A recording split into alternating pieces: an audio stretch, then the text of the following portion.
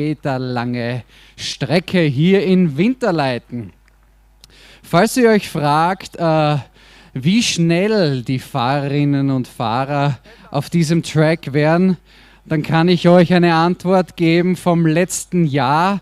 Und zwar der Rekordhalter ist Kevin Schibo. Er hat es geschafft, letztes Jahr eine Höchstgeschwindigkeit von 65 Kilometern pro Stunde zurückzulegen.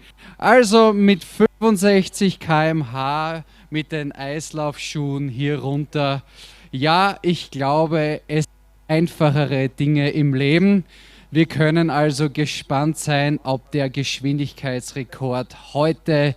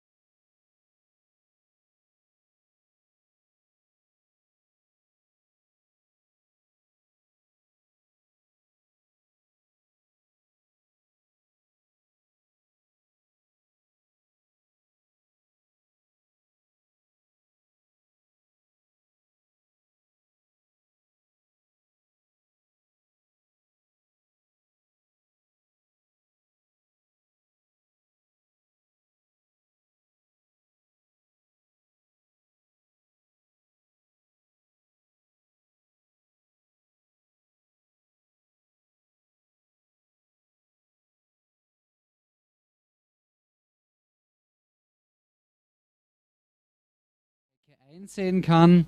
Entweder im unteren Streckenabschnitt beim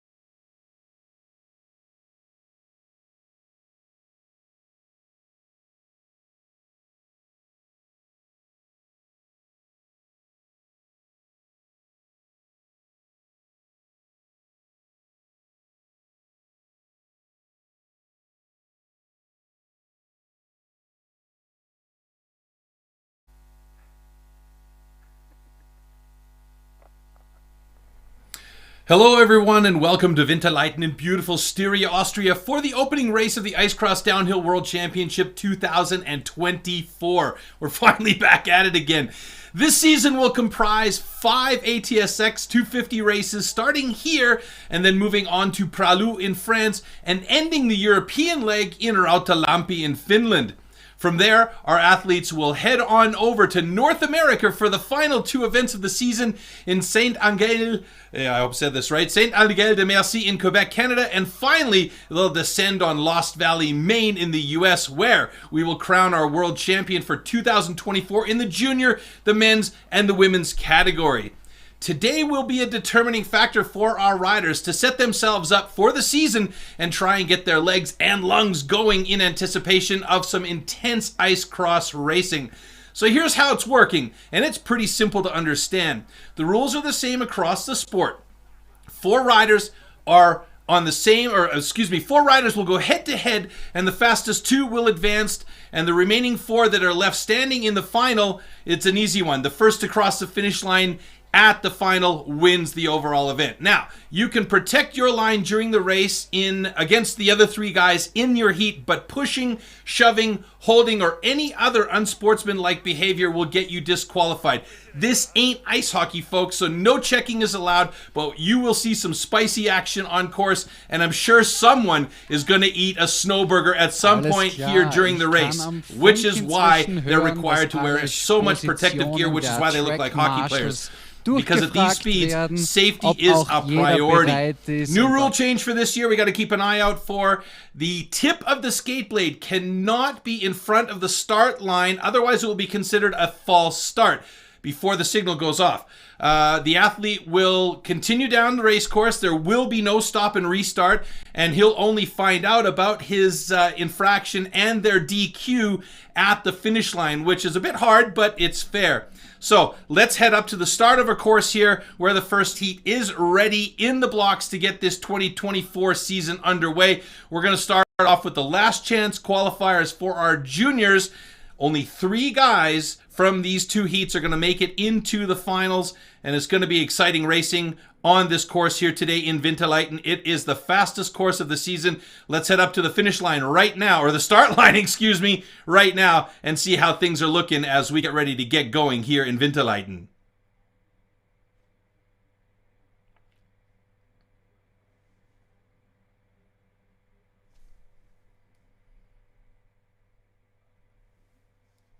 So there you see our lineup. Wyatt Francoeur on the yellow. I don't see any colors up there, but you got Wyatt Francoeur, Martin Kurgel, Valentin Hoffenrichter, and Cécile Landry. So like I said, these 2 last chance qualifier heats, only 3 guys of the 8 riders are going to be moving on to the final. Or rather the semifinal and final. We're going to get these heats going. Here we go. Get ready. It's going to lock and load.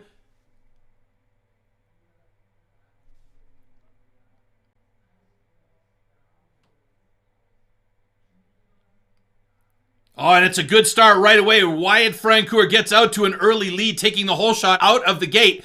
And this is all important. This is something that's been a big deal in the last years, to make sure that you get out of that gate real fast. Going through that rhythm section up at the top, we should see them come down around this long sweeping curve. They're going to come right in front of my location. Wyatt with a good lead at the moment. Right behind him, it looks like it's Valentin Hoffenrichter, the smallest competitor on course.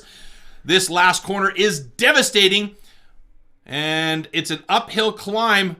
That is just mean. Now, the rules used to state that you had to go across that finish line in control, but you can slide across the finish line if you feel like you can get that advantage with the slide across. And it is Wyatt Francoeur winning this one with a head of steam from the very get-go. He controlled that race from the start to the finish. So the American looking very good to start and get himself into the top 8 for our next set of heats. All right. Back to me. I don't know why, but here we go. Yeah, that was a pretty good heat for the juniors, and this is a nice thing to see because these juniors are the future of the sport of ice cross downhill. It took a little bit of a punch in the face during the corona time, but it's nice to see putting these events on, and that was our first heat of the day. So very nice to have these guys on course. Very excited to be back here in Winterleiten and to bring this to you live. And there you see Wyatt, as he'll be heading back up to the top shortly. And we are going to head back up to the top too, as heat number 2 should be in the blocks.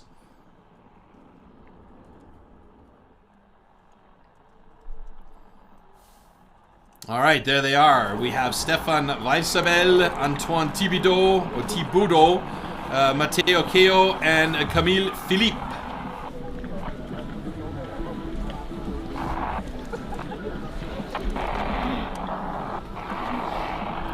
David, ready? That picture from Matteo Keo is unfortunately incorrect. Our system kind of slipped that one in there. A bit cheeky. Love to see this as well. Guys giving each other the fist bumps up at the top. That is the sportsmanship of this discipline. Fantastic. Ice cross has been around since the early 2000s. I believe 2002 was the very first race at a fish market in Sweden, and it's basically exploded from there into what we're seeing in the last few years. A really well-organized, well-orchestrated set of races from the grassroots level, the 100 level, where very, very young and beginning riders can get their first taste of competition. These races here are 250 level races. There are 500 and 1000 level races. The only thing that really differentiates the 500 race to the 250 race is that the 500 races will have full boards all the way down the course, which is a very, very expensive procedure. Right, a little bit of a delay at the top while these guys get ready to go. Heat number 2. And remember, we're only taking 3 athletes in total, so there is a little bit of timing that is going to play a role here as well. They'll be keeping a close eye on the time, so the fastest 3, of course, also the guys that are winning in the 3 fastest spots are going to be moving on to those top 8 for the next round. So here we go.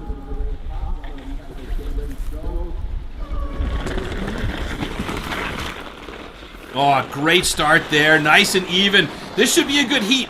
Our first 3 guys out in front, pretty tight to each other, going through that rhythm section right there. And I do believe we have one young lady, Camille Philippe, competing in this one, as they come ripping past my location here with some speed. Oh! And we have our first victim of a snowburger. I predicted it, and there it happens. This final corner, it is really tricky to get around this one. You got a couple of rollers in that final corner, and then you got to skate uphill. That is brutal. But is Thibodeau Antoine getting across that finish line first? That was a great run by him. And Keo coming in 3rd place. Stefan Weissabel, I believe, is your 2nd place athlete there. And Philippe Camille coming across that finish line in 4th place. So we do have our top 8 now set for the juniors. We've got to get our athletes back up to the top. So 3 of the athletes that you just saw racing will now join Niklas Bergander, Arthur Fort, Dylan Eber, Elias Faukenen, and Arkadiusz Kopa. I think his last name is actually pronounced Shopa, but I'm not sure. I'll have to double check that. Those are the athletes that were pre-qualified for that top 8. That's semi-final heats in the juniors. So we'll have to populate those lists, and then we'll see these heat lineups shortly.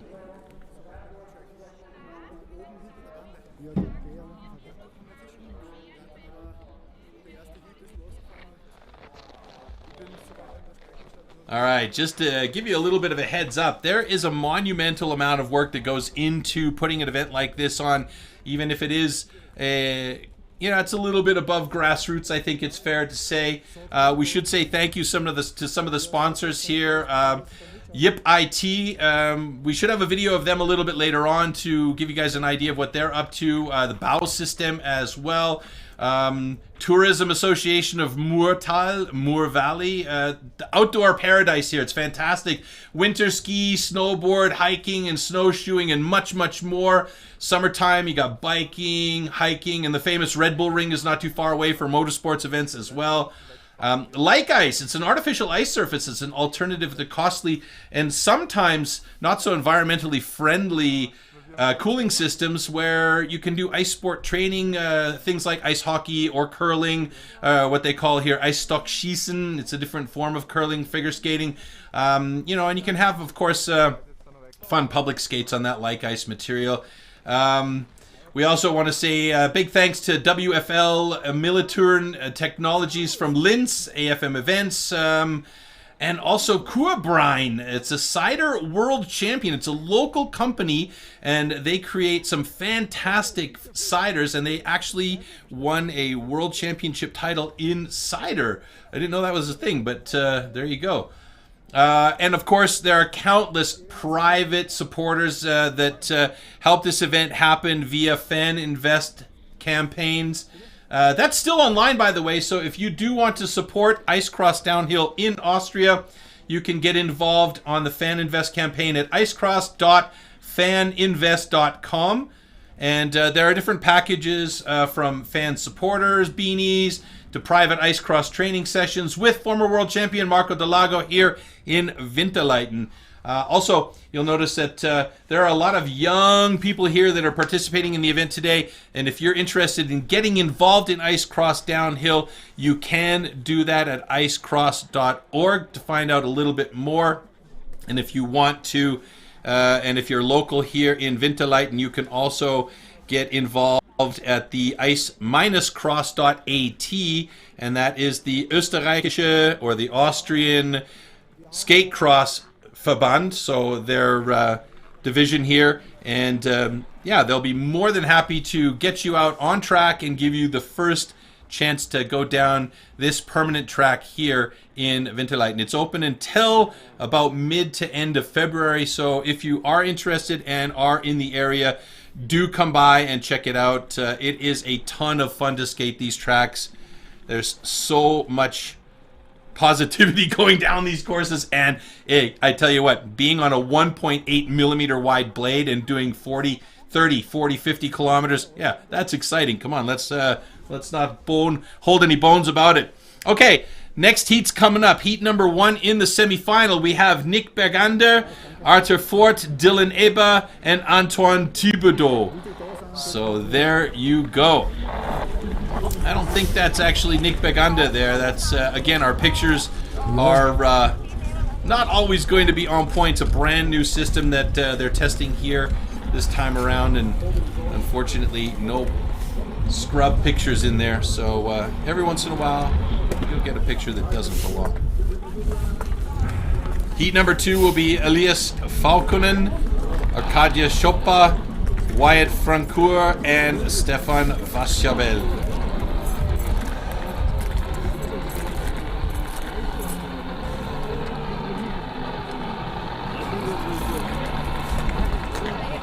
So last minute checks to make sure everyone is in the correct gate.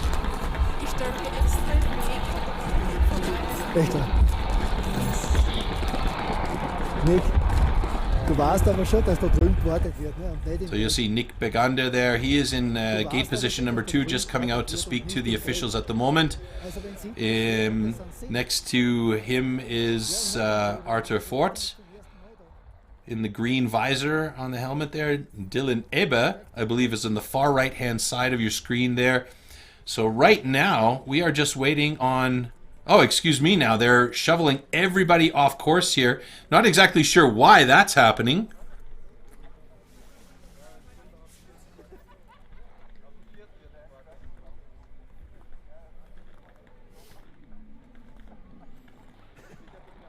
And you see Willie Delago, our start official up there. The Delago and Ryanich families are deep, deep, deep involved in this sport here, as well as in investing their time and energy and money in making sure that this event is happening each and every year.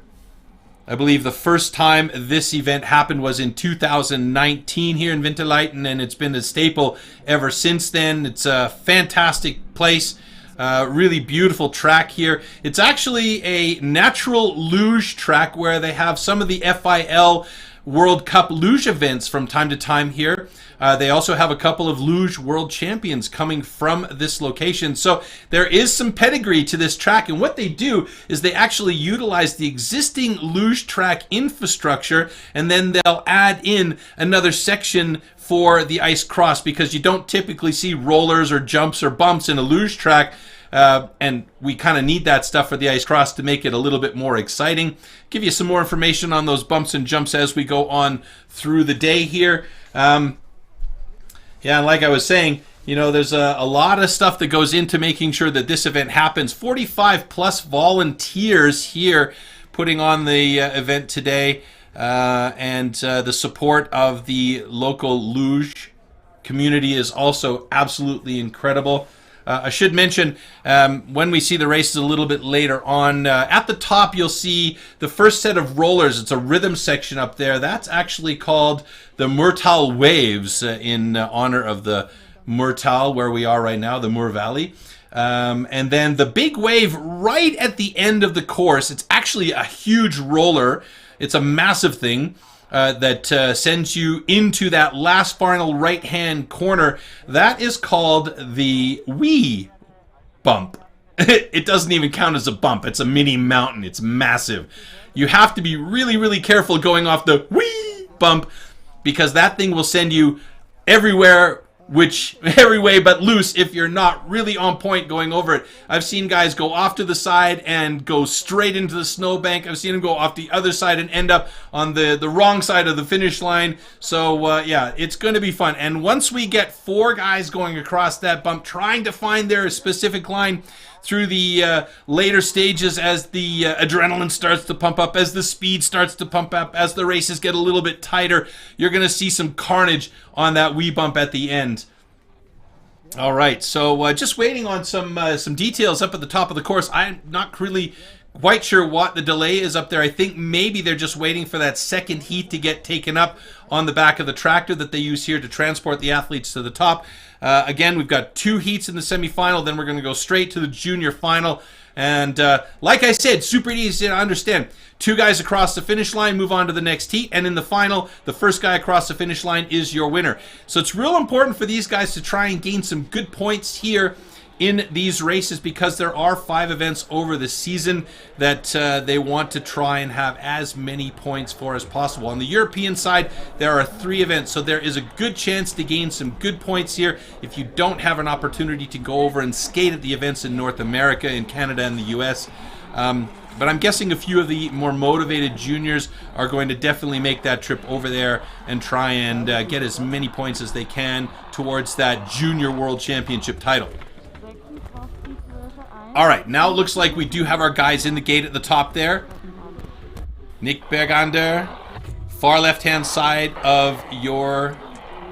Oh, excuse me, is it? Nick? No, it's not. It's Nick Bergander is sitting in gate number 2 there, I believe. Arthur Fort next to him in the white jersey with the blue pants. Dylan Eva on the far right-hand side with, it looks like, almost like a tuxedo jacket on, and Antoine Thibaudot on the left-hand side. Here we go. 5 seconds. Watch for a good start by Nick Bergander. He's been training here quite a lot. Oh, but Arthur Fort with the hole shot right out of the gate. Nick Bergander squeezes in behind him as they head through the Murtal Waves, and it is a battle up at the front. Bergander opting to try and draft behind Arthur Fort. As they come down past my location, they are booking, putting on the brakes to try and scrub some speed, and Bergander's managed to move ahead of Fort. Somebody's down in the back end. I believe that was Dylan Eba, and the final push to the finish line, who's it going to be? Look for it to be Nick Bergander, then Arthur Fort. 1 and 2. What a great race by those 2 guys. Absolutely fantastic. Dylan Eba and Antoine Thibaudot coming in 3rd and 4th. So it's going to be Nick Bergander and Arthur Fort moving on to the final. So let's see who's going to join them in heat number 2, and hopefully we can get a slow-mo, and I would love to be able to see where that pass happened, because Arthur Fort had the great hole shot and was actually in the lead, but Nick Bergander bided his time very well, drafting off of Arthur, and actually managed to pass him, but I don't exactly know where the pass happened, so I'm hoping that we have some video footage of that along the course.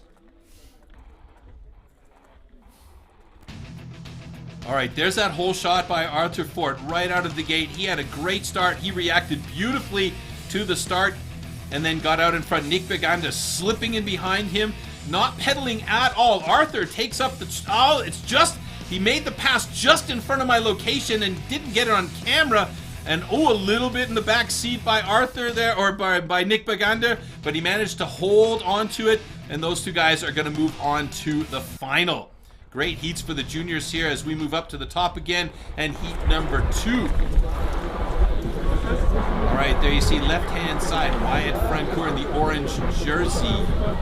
Then I believe we have Elias Falkonen there in the blue jersey. In position 3, Arkadia Chopa.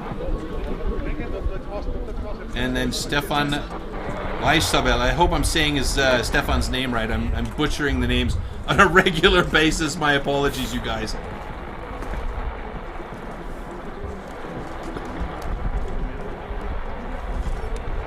And I think it's I think it's Elias Falkonen in position number 2 there with the red shorts, black jersey. Then Wyatt Francoeur on the far, there he is, Wyatt Francoeur in the orange jersey. Position number 1, position number 2, Elias Falkonen. Then we have Arkadia Chopa and finally Stefan Weissabel.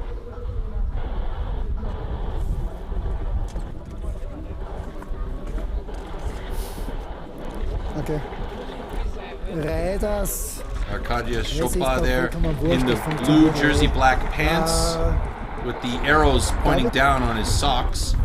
The white helmet. Let's go with the white helmet. That's probably easier to deal with. Können wir starten? Wyatt Francoeur with the orange jersey. Black jersey belongs to Elias Falkonen. 5 seconds, Weissabel in the blue jersey with the Canadian flag on the front. Here we go. Whoa! What a great start by... That was Arkadia Chopa. Gets out to a beautiful lead out in front.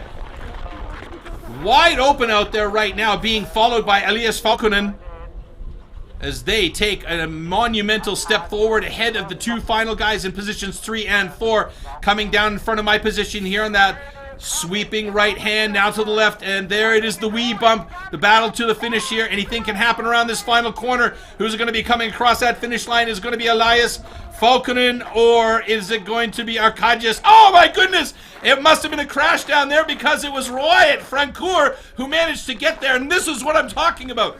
Anything can happen at the bottom end of the course, and if you are not on your edges perfectly, you are going to lose it. So that means that Wyatt Francoeur, by luck of a crash in that last corner, manages to get into that final position in the first place. He is joined by Arkadia Chopa, I believe. Let's see what happens here. There is the wee bump. Those two guys were way out in front with a ton of speed. And you could see there, oh no, excuse me, it was Stefan Weissabel in the second position. So we have 2 North Americans moving on to the final from that heat number 2. Wow, that was an exciting finish right there. Hoping we can get some more pictures of that last corner because it is devastating. You come off of the wee bump, you have to take a hard right-hand turn, and then you have too many rollers just before you have to turn the corner and climb a hill to get up to the finish area. It's unbelievable how trying that last section is. You take that right-hand turn after generating a ton of speed over the wee bump, and then you've got to deal with 2 small rollers that are going to kick you all over the place, which is probably exactly what happened in that last heat. And yeah, hopefully we can get that worked out so that we have those camera positions for you. And just waiting on that final to be lined up here. So we know that Nick Bergander and Arthur Fort are going to be in the main final along with Stefan Weissabel. And it will also be Wyatt Francoeur. His name hasn't been slipped in and populated into the list just yet. Just waiting for that. There will also be a small final. They call that the consolation final. So that's going to be for the positions 5, 6, 7, and 8 in the junior category today. So Nick Bergander, they're just waiting for the athletes to get taken back up to the top here.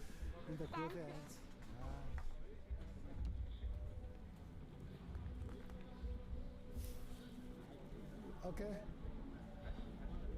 Yeah. Just a little bit of information about our track here today, by the way. It is 385 meters long. It's got a 40-meter elevation drop from the top of the track where our start is down to the finish, even though you have to go back uphill for that little finish line. But 40-meter elevation drop. The fastest speed on this track is 65 kilometers per hour. That's bananas. That record is held by Kevin Skibo. Fastest track on the tour this season. It is absolutely incredibly quick. And the middle part, as I was mentioning earlier on, is actually part of the natural track, or the natural ice track, luge track that's here in Winterleiten that they use for the FIL luge events. And it is crisscrossing with some of the ice cross features that have been built separately and purposefully for this ice cross downhill season opener. This is a permanent track that stays here all season long. So it's built early on when the first snow falls, and it stays here the entire season. So you can actually book a chance to get out on the course here by going to icecross.org or ice-cross.at if you're local here, and you could book a session on the course. They give you some tips and pointers. There was a sports school that was recently out here with a bunch of beginning skaters that had just started skating on flat ice in September, and all of them managed to get down this course without a hassle at all. So it's not saying that it's an easy course, because there are some very difficult sections here, especially when the speed picks up. The faster you're going down this course, which is the object of these races here today, the more difficult it gets. But you can coast down this course and just feel out the rollers and feel out the wee bump and feel out that last corner and what it's like to skate on some transitions. And that's really what it comes down to. In the past, we found that the athletes that tend to be very, very good at ice cross downhill also participate in other sports like freestyle skiing. They also do inline skate, freestyle, in some cases riding half pipes, or some guys came out of water skiing, where balance and edge work and being able to deal with transitions and different shapes or your tools, let's call it, your skis, your skates, whatever, those guys tend to do very well. We've had professional hockey players and high-level hockey players that have stepped out onto the course and have absolutely looked like Bambi in the headlights getting out there. So just because you know how to skate real well doesn't mean that you're going to do well on an ice cross downhill course. It is a different animal altogether. Now, we are dealing right now with temperatures around the -9, -10 degrees. It's manageable, and the folks here in the Murtal are very hardy folks, and we got a few people lining up on the sidelines here to watch the races today. So that's always nice to see that lots of people are coming out and checking out the events, because they are really exciting events. I gotta be honest with you, I'm so happy to be here in person and being able to bring you guys the live call for this one. Although nobody needs to see this all day long, right? All right, so we are coming up to our final. Semi-final, or small final, coming up first. There's Dylan Eber, who's just got himself up to the top. We'll be waiting for Antoine Thibodeau to join him up there. Also joining them will be Elias Falkonen and Stefan Weishabel. Now, interesting. There's been a little bit of a switch around here. I thought it was Stefan Weishabel from Canada who managed to get across that finish line in second place. It seems like there has been a change in that, and it was, in fact, Arkadia Chopa from Poland who did make that second place. I'll have to double-check that information here when I have a chance, but it appears as though it will be Arkadia Chopa in the final and Stefan Weishabel in the small final.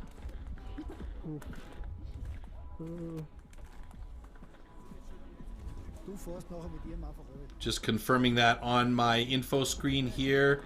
And that is in fact the case. So in the middle with the white helmet and the orange guard, we are seeing Dylan Ebba. Next to him, I do believe that is Antoine Thibaudot. Or Elias Falconen.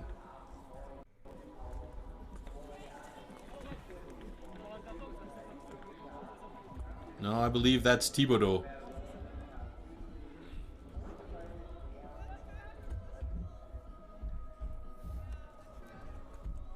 Just waiting for the other two guys to get up there into the blocks.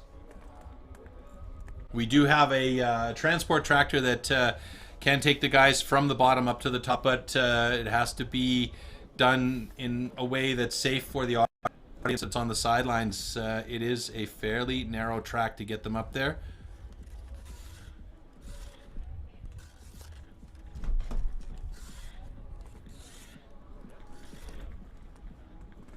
Meanwhile, the two guys that are waiting are getting cold. That's no fun. The tractor just passing my location right now. I can see a bunch of the guys in there.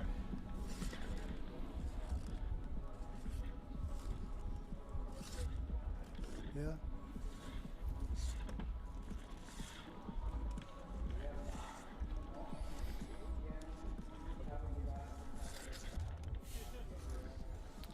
After we are done with our juniors, then we will move on with the women and men's last chance qualifiers.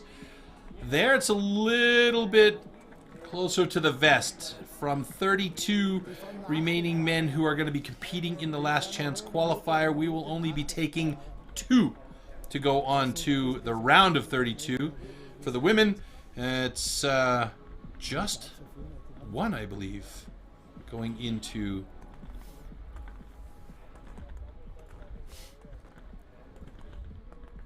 yep, for the women it's going to be only 1 moving out of the last chance qualifier, so it's even tighter for our ladies who are going to compete later on.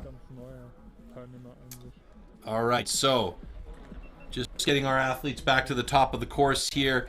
Heat number 1 is going to be our consolation heat with Wyatt Francoeur, excuse me.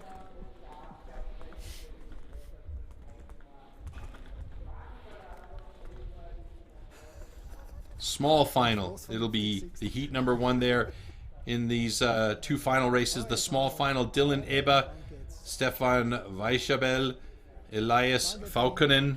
Again, I apologize, guys, if I'm butchering your names. Antoine Thibaudot. So those 4 will compete for positions 5, 6, 7, and 8 in today's competition. And then we will have our main final to see who will come out on top. The juniors at Judenburg here at the Winterleiten Ice Cross Downhill Track. Also, if you go on to ATSX.org or icecross.org, they have tons and tons and tons of information about the history of the sport and the last few years where we were in Japan, where we were in Canada, where we were in Marseille in France, so all these different venues and locations, and you can see video from each of those locations, as well as athlete profiles. You can find out who's at the top of their game and who has kind of disappeared from the rankings.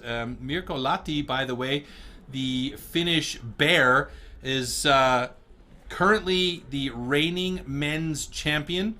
And he is here today to try and begin his defense of that championship.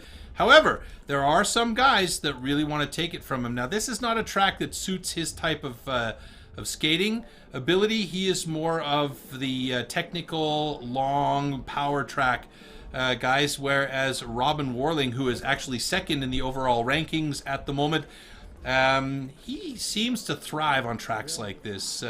He's got that skill set that just makes these kinds of tracks exactly up his alleyway. But like I said, anything can happen on these courses, and there you see some of the people lined up at that critical section where we have the Murtal Waves. And here we have our lineup. So Dylan Eber, Stefan Weichabel, Elias Falconen, and Antoine Thibaudot getting ready here.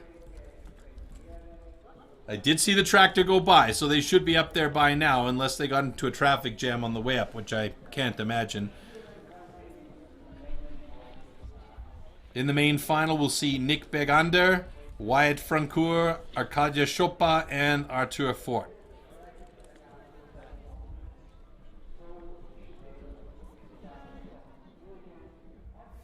You can just see Elias Falconen stretching his legs out there a little bit on the left-hand side of your screen. Our track officials at the start getting the last details and making sure that everything is correct. There you can see the tractor that's actually transporting the athletes back and forth. This is the difficulty here. There's no place up at the top for that thing to turn around, so it's got to back down each time to pick up the athletes and then go back to the top.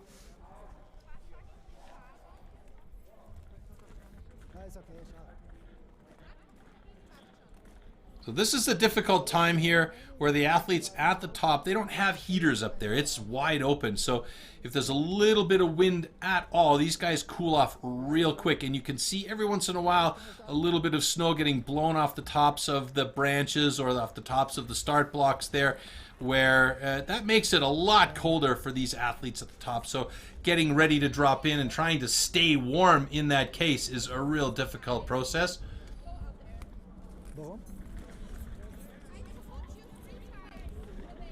All right, so the juniors small final. The gates are seated. It looks like we are close to being ready to go. Still a little bit of shifting around.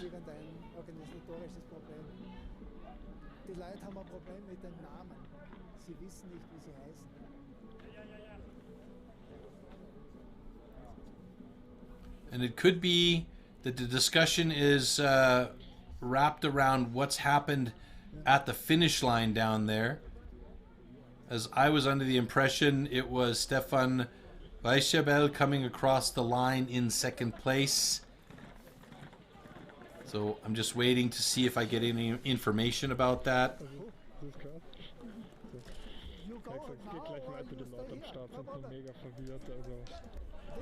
This is the results we got, and if, I don't know, you can go now or not, I don't know. Meanwhile, Dylan Eber, and I think that might actually be Antoine Thibaudot at the top waiting to go.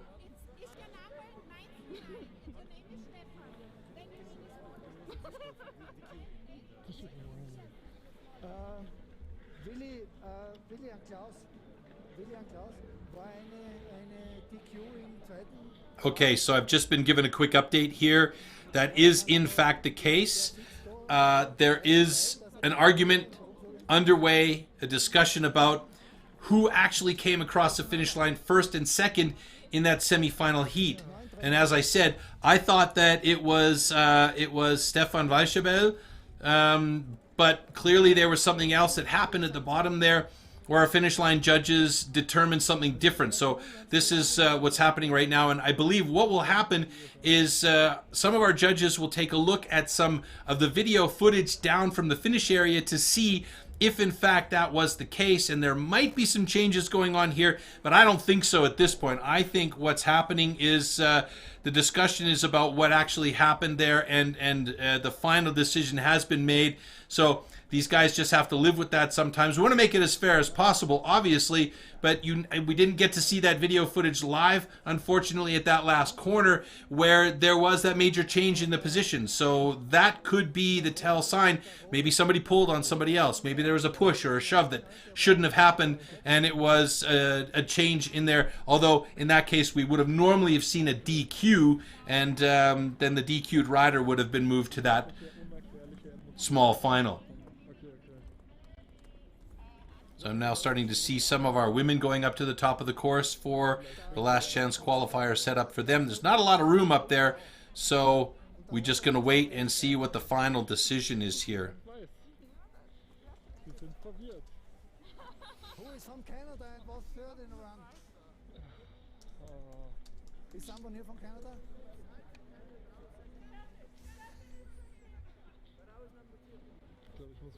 Unfortunately, this is one of those situations where it can get to protest time for our athletes, and it does delay.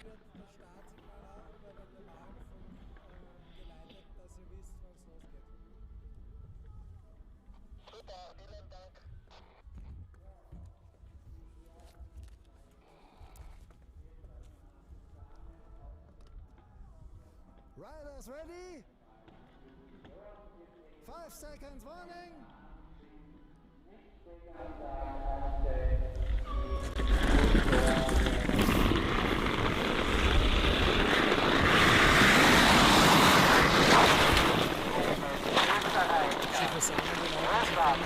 Ja, ja, klar. Schauen, ob auch bei den Damen der natürlich nachziehen kann 4. und es unseren Junior nicht länger Die sind schon unterwegs, ja? Die sind, die wirst gleich sehen.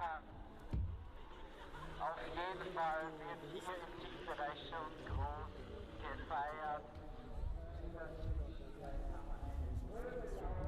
Was soll ich sagen?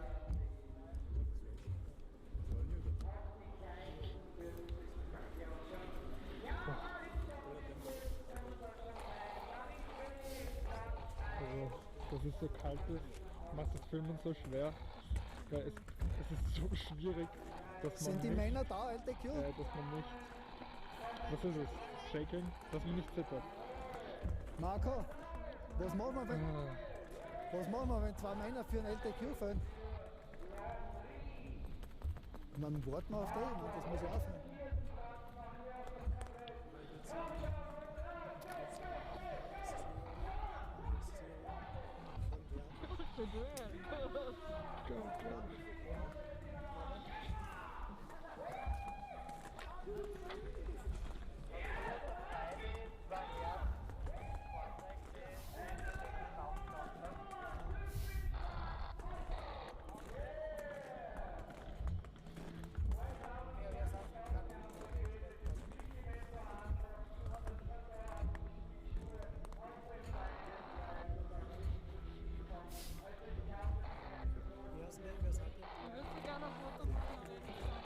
Laura?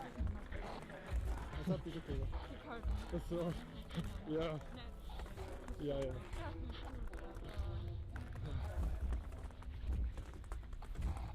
Kann das nicht so als viele aufwärmen? Ja. Choreo machen. Sag mal sehr gut. Was ist das? Der Kübelabsteller.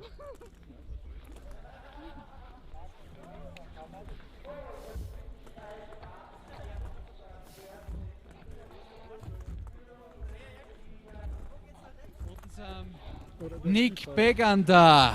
He won the juniors race today here in Winterleiten, so I think we should ask him how it feels to win in his home country.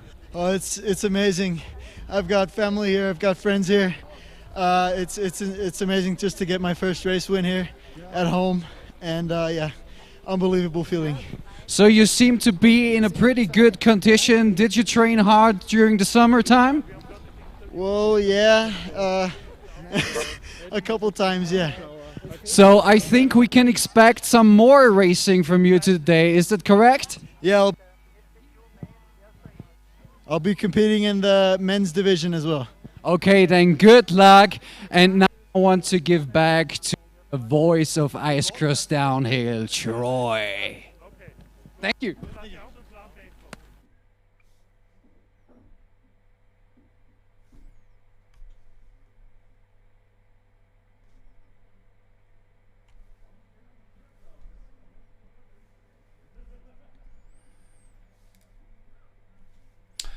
All right, folks, I don't know if you can hear me out there or not. We did have a bit of a technical issue here where everything went black.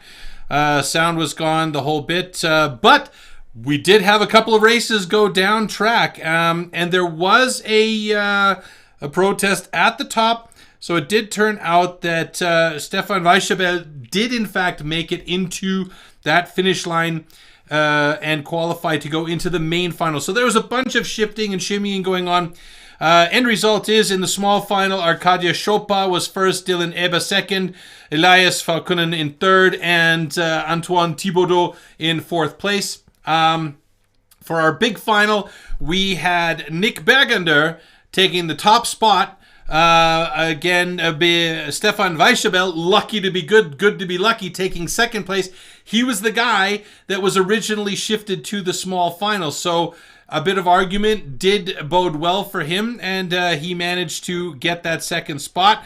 Third place goes to Arthur Fort from France, and Wyatt Francoeur from the USA takes fourth place. So that's a great start into the season for these guys. And right now, I believe we have our women on course.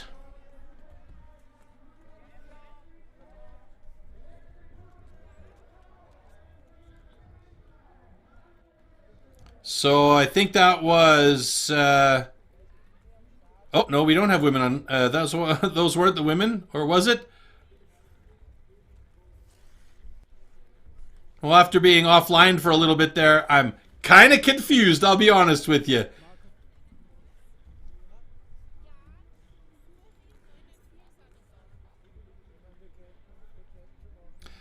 All right, so I've just been informed our last chance qualifier for the men is going to be canceled. Timing-wise,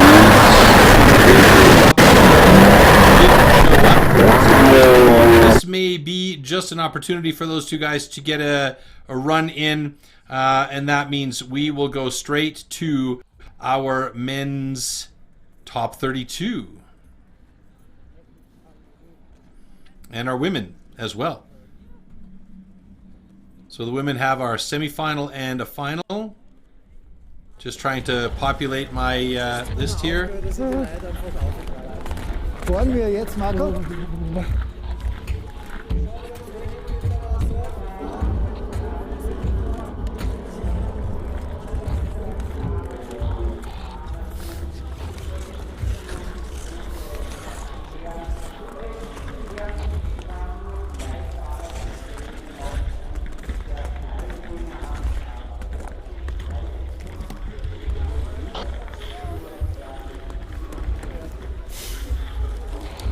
We have a few of our guys up there right now getting ready to go. So we'll alternate between the men and women here. William, Marco? Ja, startet laut, Franzi, es sind jetzt nur 3 Fahrer da.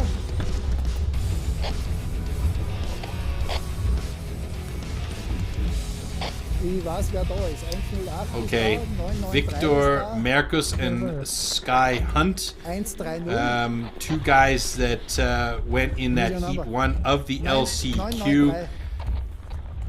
So I gotta try and figure this out for you folks, but it does look like the men are doing the LCQ round. It was 2 athletes that didn't show up for heat 1 in the LCQ. So now we should be looking at heat number 2 of the LCQ with Gregor Lukaneda, Jonathan Sokolov, excuse me, Matthias Ruic. Ja, That would be the man in red on the right-hand side there behind, and Jan Suri. So that's Lukaneda there in the white jersey. I'm guessing 994 ist die Nummer. that the green striped jersey belongs to Matthias Rutsch. Can't see their numbers.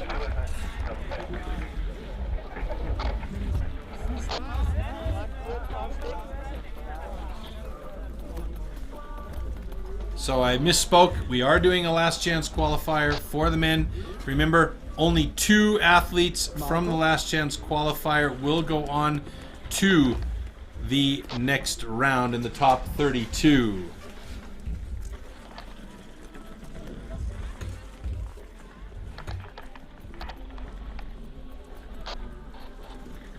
William, Marco?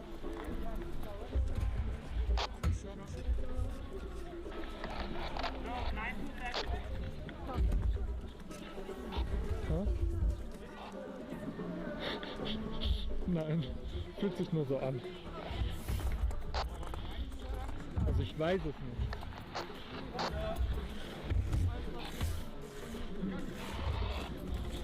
Aber es kann schon sein, dass ich schon so lange draufstehe.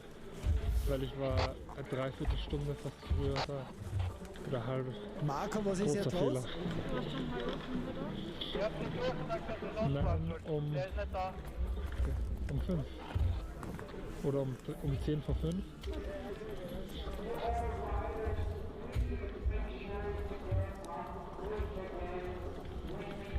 Marco, ich habe jetzt alle, die für die Männer hochstehen. Mach mal die Damen jetzt auf. Wir sind komplett. All right, so bit of technical drama here. Not the end of the world, folks. We're going to keep things going and moving as best we can. We do have heat number 2 in last chance qualifiers. Just to clarify, yes, we are doing last chance qualifiers. That was my mistake. I'm very sorry. I apologize. It was just 2 athletes didn't show up for that first heat in the last chance qualifier. And it was a bit of a miscommunication inside here. So no big deal. We are doing heat number 2 coming up with the last chance qualifier. I should mention that Matthias, I really hope I say Matthias's name, Rutsch, is the only Dutch rider participating this weekend. Normally we're seeing the Netherlands participating in these events quite a lot. They've got a bunch of really excellent skaters up there, but Matthias is our only Dutch rider this weekend. So yeah, go Matthias, good on you, buddy. Jan Suri, I believe, is the missing athlete here. Not sure, we'll see, but we've only got 3 guys in this gate.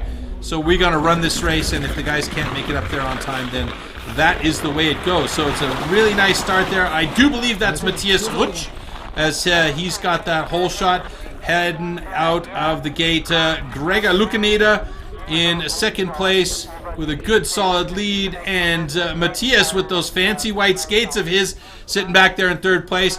Don't count him out though. You never know what can happen down in front of you if a guy goes down. And oh, we might have a crash on the course there, as our leader was rolling down the windows, as he has gotten himself into second position here, and now it's going to be an uphill battle, and it will. Oh, look at that finish right there. Oh my goodness, what did I tell you? Matthias Rutsch comes from behind, and he managed to get across that finish line at first because of some drama after the last bump. I mean, it is unbelievable. I love this sport. It's so fantastic. Hey, you just can never give up. It is amazing. And I'm telling you, that wee bump at the end is killing dudes.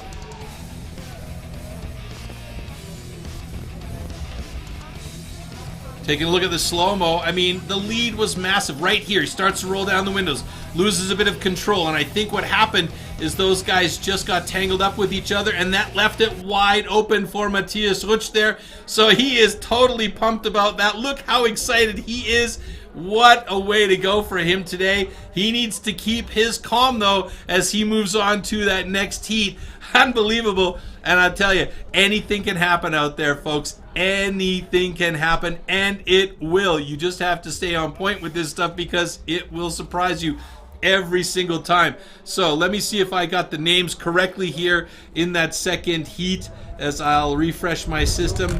Okay, so it was in fact Matthias Rutsch who came in second place behind in first place, and then it was Jonathan Sokolov in second place, and Gregor Lucaneda unfortunately got the worst of that situation. All right, heat number 3. There we see on the left-hand side Wyatt Francoeur, who participated in the juniors earlier. Now he's going to cut his teeth in the men's heat here in the last chance qualifier. Will he be able to hold on?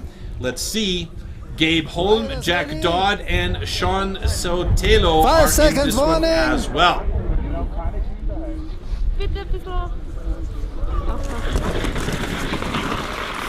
Good start by Wyatt Francoeur as he takes the whole shot, takes those first 3 or 4 steps out of the gate, and gets into that nice tuck gliding position. A couple of strides over top of that tabletop at the end of the Murtal waves as he comes down past my location here. And he is got a great position, but he is being chased hard by, I believe, Jack Dodd in second place. We'll find that out as they get towards the finish line. Over the wee bump and towards that last corner. It is a treacherous uphill right here. Let's see. Oh, there's been carnage on course. Who's it going to be? Oh, my goodness. I do believe Gabe Holm came across there just ahead of Wyatt Francoeur. Oh, and Wyatt went down hard somewhere out there. No sign of the orange jersey from Wyatt just yet, so hopefully he's okay. I don't see any ruckus down there to get first aid people into the finish area. And that was crazy. Wyatt had a good lead all the way down to the bottom of the course. And like I predicted, that wee bump at the end is causing problems. Hopefully we can get a replay on that heat. But Wyatt Francoeur, Gabe Holm, Jack Dodd, and Sean Sotelo in that one. Just going to refresh it here and see if I can get some finishes. Let's look at this again. There you can see Wyatt out in front with the orange jersey.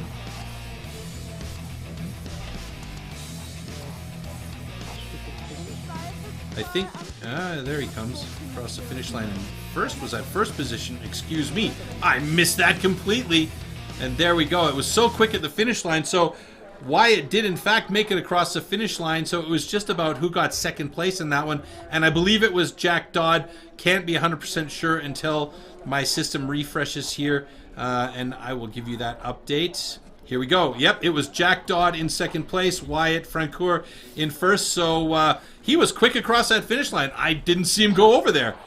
I was paying attention to something else. All right, heat number 4. René Postel in there with Antoine Thibaudot, Robert Reichert, and Matthias Eibinger.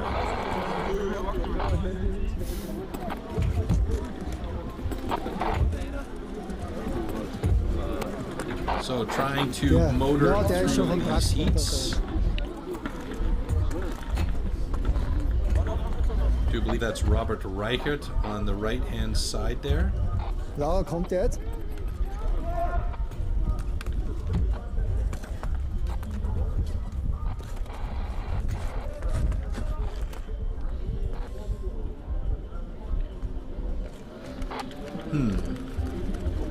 Missing one athlete from heat number 4. And at this point, folks, I'll be honest with you. If the athletes can't make it up to the top in time for their heat, they are basically left behind. And it's an unfortunate truth of the situation because we are under that much pressure to make sure these races continue and keep going so these guys don't get over cold. That we want to make sure that everything stays moving. So heat number 4 coming up with René Postel, Antoine Thibaudot, Robert Reichert, and Matthias Eibinger. One missing from this heat by the looks of it. No, we've got all 4. Yes! So Antoine Thibaudot in the middle there. Looks like he's got the good start. Oh, but there's a hole shot, and I don't know who that went to. Maybe René Postel. And, oh, a couple of guys going down. We already have carnage at the top through the Murtal waves. It's taken its first victim of the day. And I do believe that we have René Postel out in front in the colorful jersey. Nope. I am lying to you. Oh, and again, right at the end, the wee bump takes another victim, but he got up, takes more than one victim in this heat. It is carnage in heat number 4 here, folks. Absolute carnage. Let's see who that is actually coming across the finish line. It's anybody's guess. Oh, man. That was a gong show at the finish there. Actually, it was a gong show from start to finish. It was slipping on banana peels at the top and tripping over dogs at the bottom. Craziness.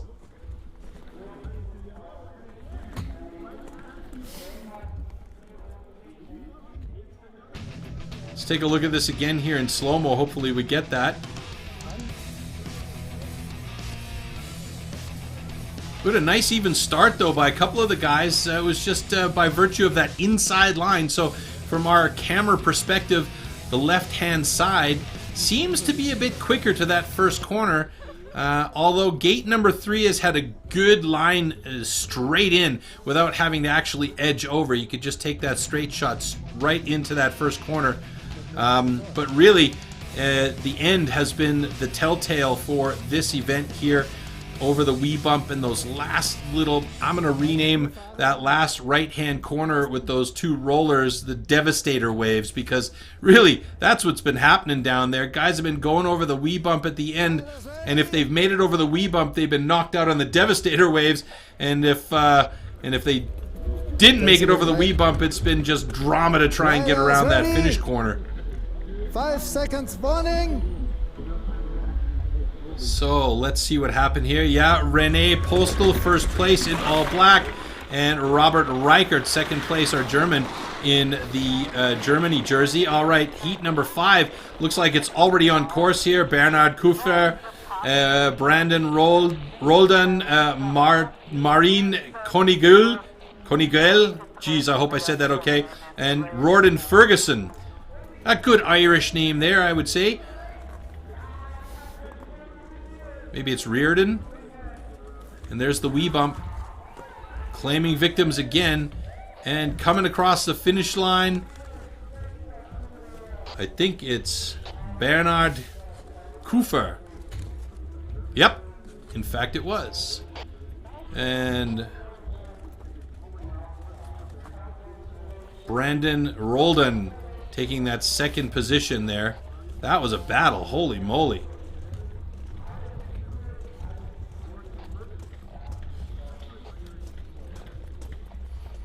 Okay, back up. Heat number 6, Jiri Groos. That's the big man in the black with the G on the front of his jersey. Jean-Michel Brussels, Matteo Keo, and Kevin Pohl in heat number 6 as we get ready to send these guys.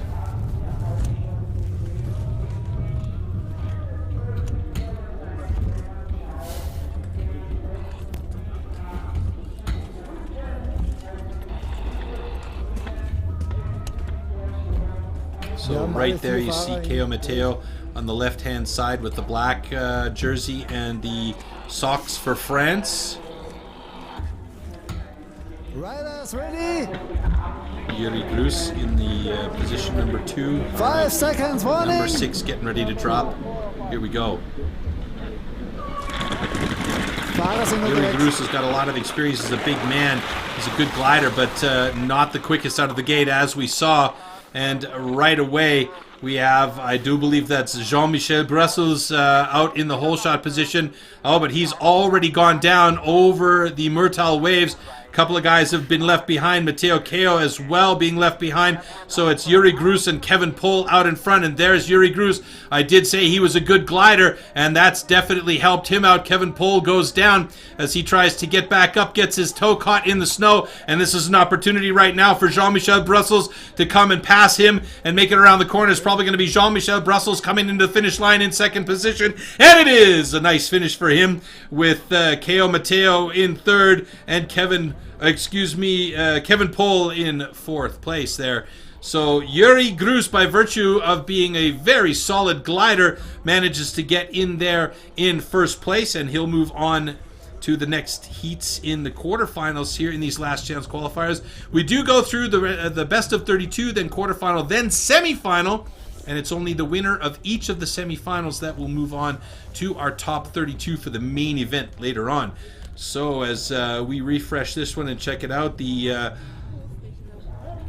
experience of Jiri Groos has paid off for him, and Jean-Michel Brussels in second place with Matteo Keo in third and Kevin Pohl rounding it out in fourth place, and heat number 7 getting ready to go in the gate. Samuel Schoemann, David Pereira, Valentin Hofrichter, and Benjamin O'Sullivan.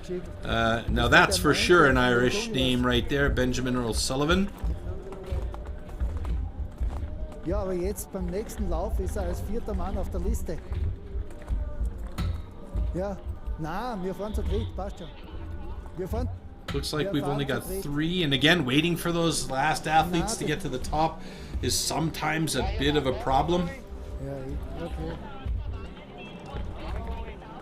So Samuel Schulman should be in the white jersey there, right-hand side, with the 71 on his helmet. You can barely see it, but it is there. Just next to him on his right should be David Pereira. And looking back here at the slow-mo of that previous heat, yeah, I can't see who got victimized through the Murtal waves, but there at the finish, it was a tough uphill battle for a lot of these guys.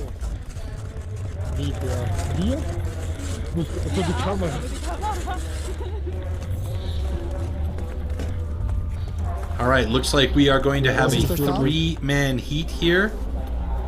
So that's actually Samuel Schulman in the white helmet, blue jersey and pants, right there.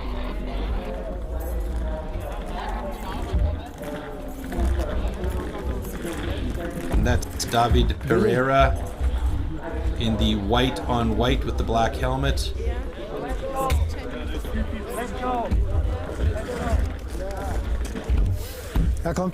And I think we've got Benjamin O'Sullivan left-hand side of the track there.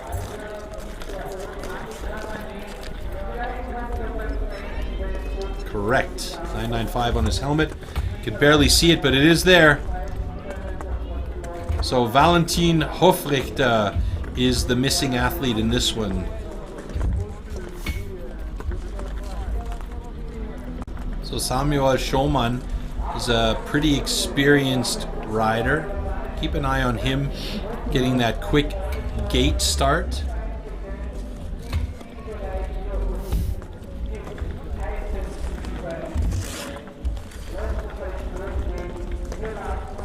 It's been such a crucial aspect of ice cross downhill in the last, I would say, 8 years, is that gate start. Used to be you could come out of the gate with a fairly decent start and then glide your way to the bottom if you had enough weight behind you, but in the last few years they've needed to be really quick on getting out of the gate to make sure that you get into those 1 and 2 positions, and especially on some of these longer tracks, if you can get out there, if you're a big guy like Kyle Croxall, huge dude, wide shoulders, great glider, good skater, if he gets out to an early start, then he can block you all the way down that course. And, you know, by virtue of that, he's won himself a world championship back in the day. And then later on, we started to see guys like Marco Delago, who is one of the organizers of this event here. He was actually one of the very first athletes to focus on those gate starts and get out there to those quick starts, and he got himself a world championship title by virtue of just being out there quicker than anybody else and staying line solid out in front. So it's a really, really important aspect of this sport, and now we do have all 4 guys in gates. Schulman with a good start. Nice, easy move into that first position with David Pereira right behind him. Guys handling the Murtal waves quite nicely. Benjamin O'Sullivan bringing up the rear, being a little bit more careful with the skating on course. He's new to the sport, but I can tell you, guys are loving it already. Schulman, nice, solid lead. Oh, a little bit ugly there for David Pereira near the end. Oh, we have a final corner camera. Yes, it's fantastic. As we can see the drama as they come through that exit there into the finish. But what a great run by Sam Schulman and David Pereira, 1 and 2 in that heat. Nice, clean race for those guys. Valentin Hofrichter, the smallest and youngest competitor here this weekend. Great race for him. He kept right up with those guys. Just unfortunately didn't have the weight. And in this case, the momentum is your friend on a quick course like this.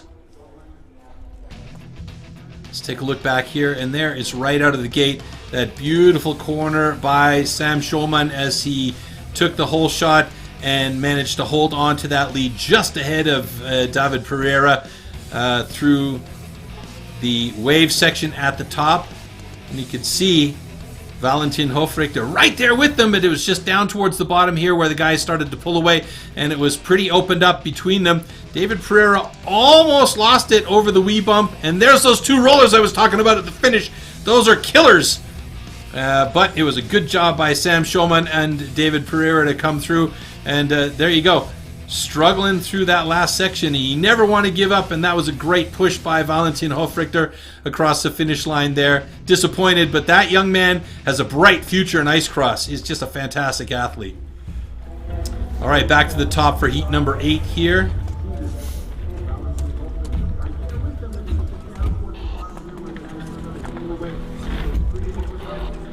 This will be the last heat in the best of 32 for our LCQ. Stefan Weissabel. So there he is in the blue with the Canadian flag on the front. Paul Ergeter, Rory Fitzpatrick, and Karl Lutz in this one. Alle 4 Fahrer im Bett.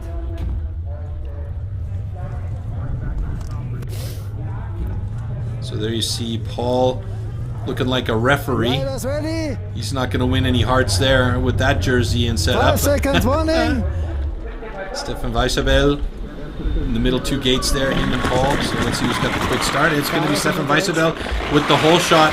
Paul slipping in right behind him. Rory Fitzpatrick bringing up the rear. And Karl Lutz in 3rd place at the moment.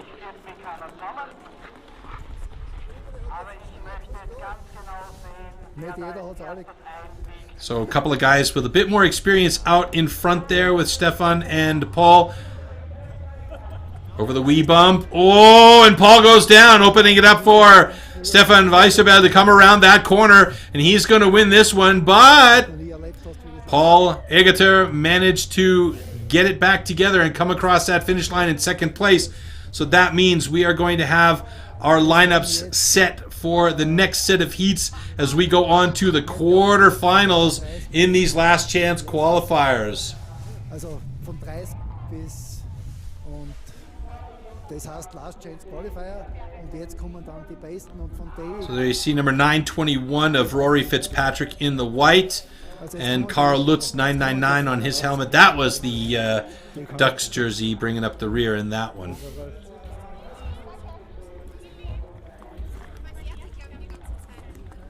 Danke. So Paul So nicht wegklappen.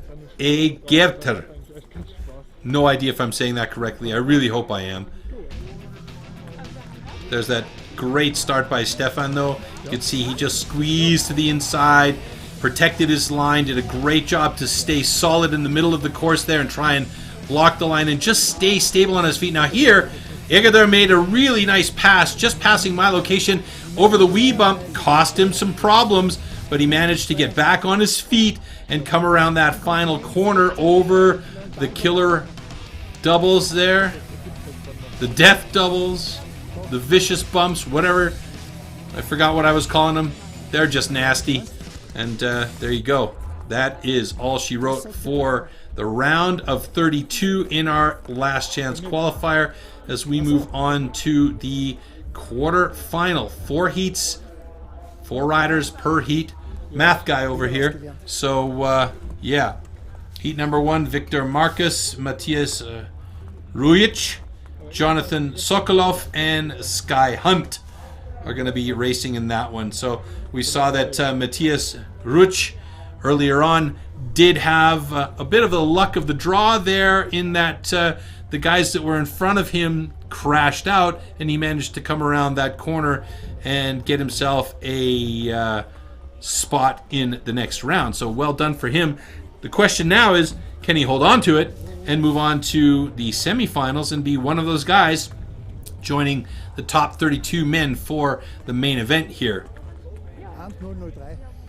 So quarterfinals as we wait for our athletes to get up to the top to fill those positions. And again, a few of the track details if you're just joining us on the live stream, or if you kind of wondered what happened there. We had a bit of a black section in the middle where our system died on us, but after a reboot we are back live. This track here in Winterleiten, 385 meters long with a 40-meter elevation drop from the very top of the course down to the bottom of the course. We've been talking about that bottom section. The top's been more or less mellow for most of the guys. A couple of victims through the Murtal waves at the very top, but not very much going on up there. Where the real action is, it's down at the bottom of the course. We haven't seen it yet, but the fastest speed on this course was clocked by Kevin Schibo 65 kilometers per hour. That is insanely fast.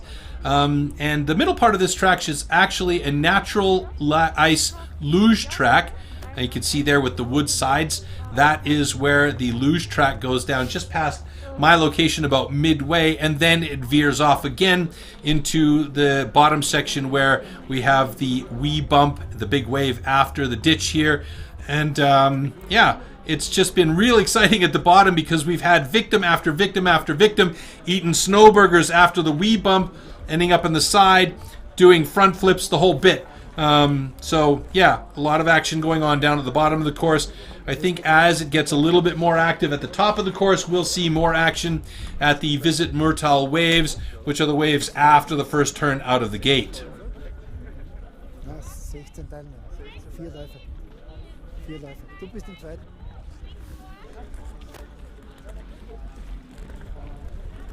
Du bist im zweiten.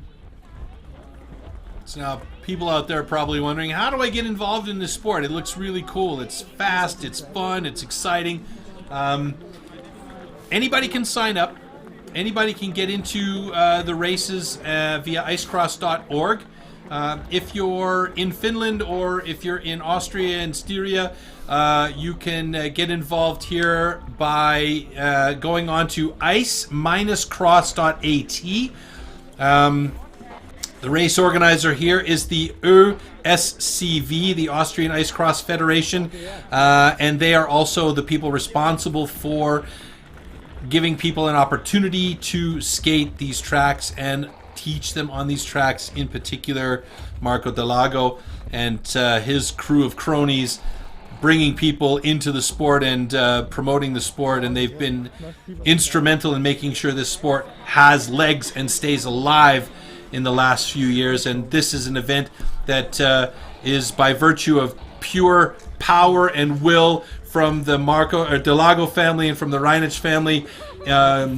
It's here and it's running because of those guys and all of 45 to 50 volunteer helpers that are here and making sure that this event can actually happen. So big thank you to them, and of course our orange jackets on the sidelines, making sure that everybody is safe out here, and if there is an injury or something, that those guys are right on top of it to make sure that they are taken care of.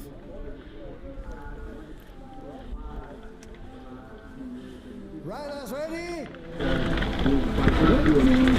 5 seconds. Okay, Heat 1 in our quarterfinal LCQ round is in the gate, locked and loaded. Here we go.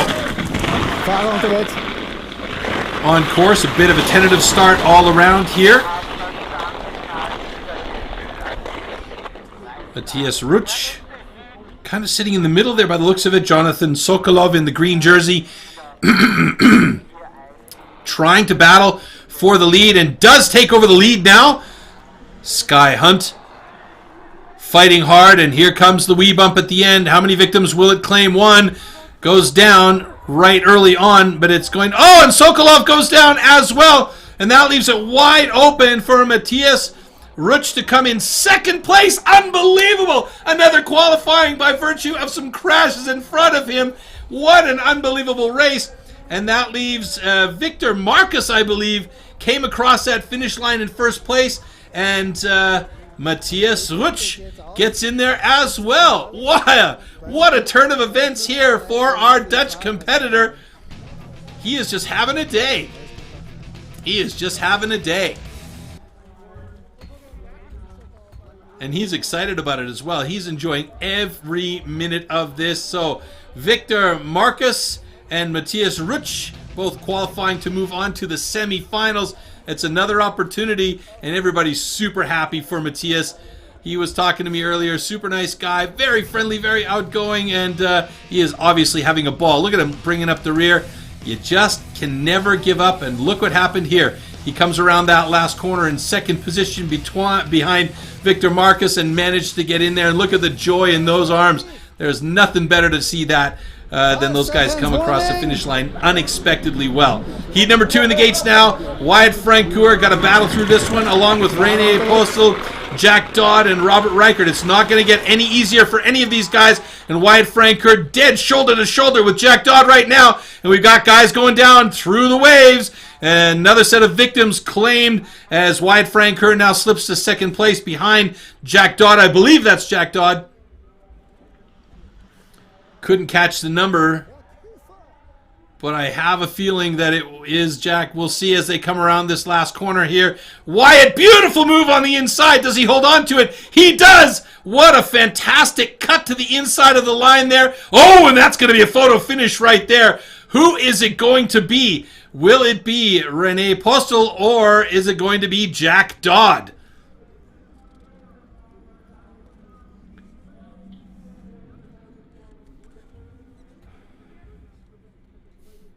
So Rene Postel and Jack Dodd battling right to the finish, sliding across the finish line. And that, I think that one's going to definitely go down to photo finish to see whose skates came across that finish line first. It is skates first, the rule. Look at this move right there by Wyatt Francoeur. What a fantastic move on the inside. Dug himself a ditch, climbed into it, climbed out of it, and got the win. Nicely done. All right. Heat number 3, Bernard Kuffer in there with Yuri Grus, Jan-Michel Brussels, and Brandon Roldan. Wir sind ready.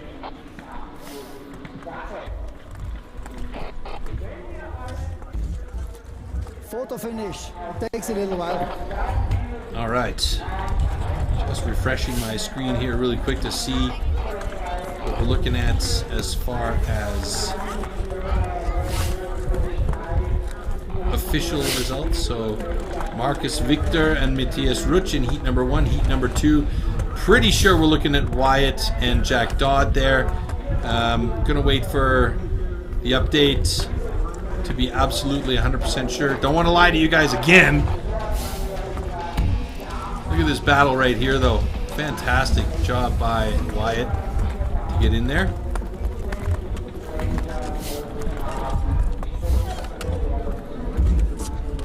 Heat number 3 still waiting for our course go. Oh, how close was that? I kind of think it might be Rene Postel with the 1003 on his helmet. Well, tough call. It's the skates. It's got to be the skates. All right, looks like they finally made the call on the... Or have they? No, still no results. So the guys, heat number 3 is going to have to wait up there until we have results at the finish, or are they going to let them go? Let's see. Wir sind bereit. Yuri Grus, saw him earlier on. Not the fastest out of the gate, but a very solid skater. 5 seconds Jean-Michel running. Brussels on the right-hand side. Brandon Roldan on the left, and Bernd Kuffer in the middle there with the orange jersey, or the white-orange jersey. And, oh, that's a nice start. Dead shoulder to shoulder through the corner into the waves. And it is Kuffer with the lead. I won't call that a hole shot, but Yuri Grus sneaks in there into that second place position as he's got the good glide and the big body as he squeezes himself in. And it is Jean-Michel Brussels in third place at the moment. Now, Jean-Michel's got to be careful as Yuri Grus makes a great pass around the outside. Jean-Michel goes down. Yuri Grus is at the lead, and he comes around the corner, but he slips out. Here comes a battle for the climb up the hill. Where are my crampons? Where's the rope toe? Somebody help me out, and it's going to be Yuri Grus in second place just behind Bernard Kuffer. Wow, that was a battle right to the very end there. Never give up, never say die. Great job. But at the end, it could have been anybody's position in third place. But Yuri Grus with a fantastic pass mid-course, and he took it to the finish line. So it came down to literally crawling across the line to see who would be in second place.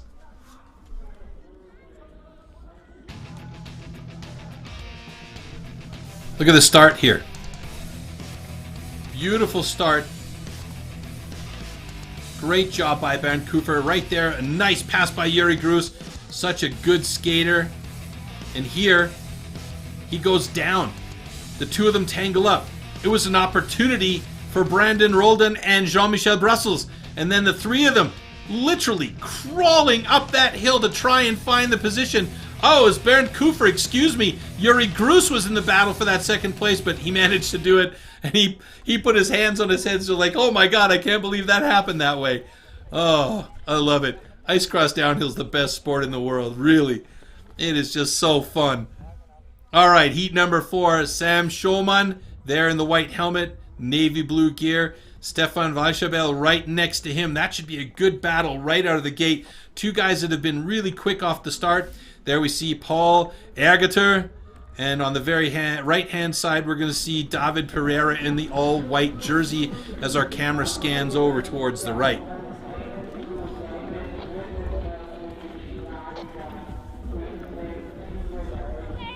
So remember, folks, we're going to take the top 8 guys out of these 4 heats into the semifinal, but then it's only going to be the winner of each of the semifinal heats that's going to go on to the top 32 for our main. Here we go.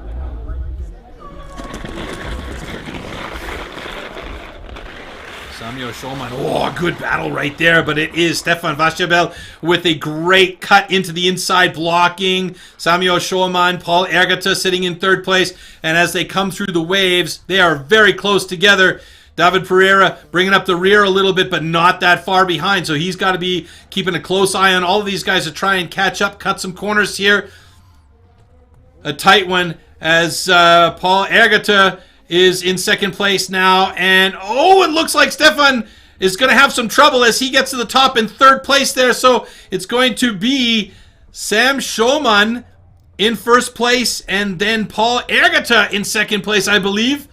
Wow, what a race at the finish line, and again, the drama happens over the wee bump at the end, and those last rollers coming around the corner, and who would have thought in an ice cross downhill race, they would have to go uphill. I'll talk to Marco about that later on, but that just is a devastatingly tough section at the bottom. There you can see Sam Schoemann scrubbing that wee bump, almost lost it right around this last corner, digging in the edges, getting up there, and it was Ergeter with a good push in the final to get him across that line, knocking out Stefan Weichabel and David Pereira. All right, so that is all she wrote for the quarterfinals in these last chance qualifiers. And those were some great heats. I think heat number 3, though, for me, was probably the most exciting of the 3 of them. It was just drama at the bottom there. Absolutely fantastic. And I loved the fact that heat number 1, Matthias Ruiz, Matthias, I apologize again for the name, is in 2nd place and moving on to the semifinal. And like I said, anything can happen in this sport. And the guys are shaking their bacon in front of my window here as they head up for the round of 32. One more set of heats here to go for the last chance qualifier for our men. And then we are going to drop the women's last chance qualifier, I do believe. So, heat number 1, Wyatt Francoeur in there. Oh, interesting. I thought that he got knocked out in this previous heat. What happened there?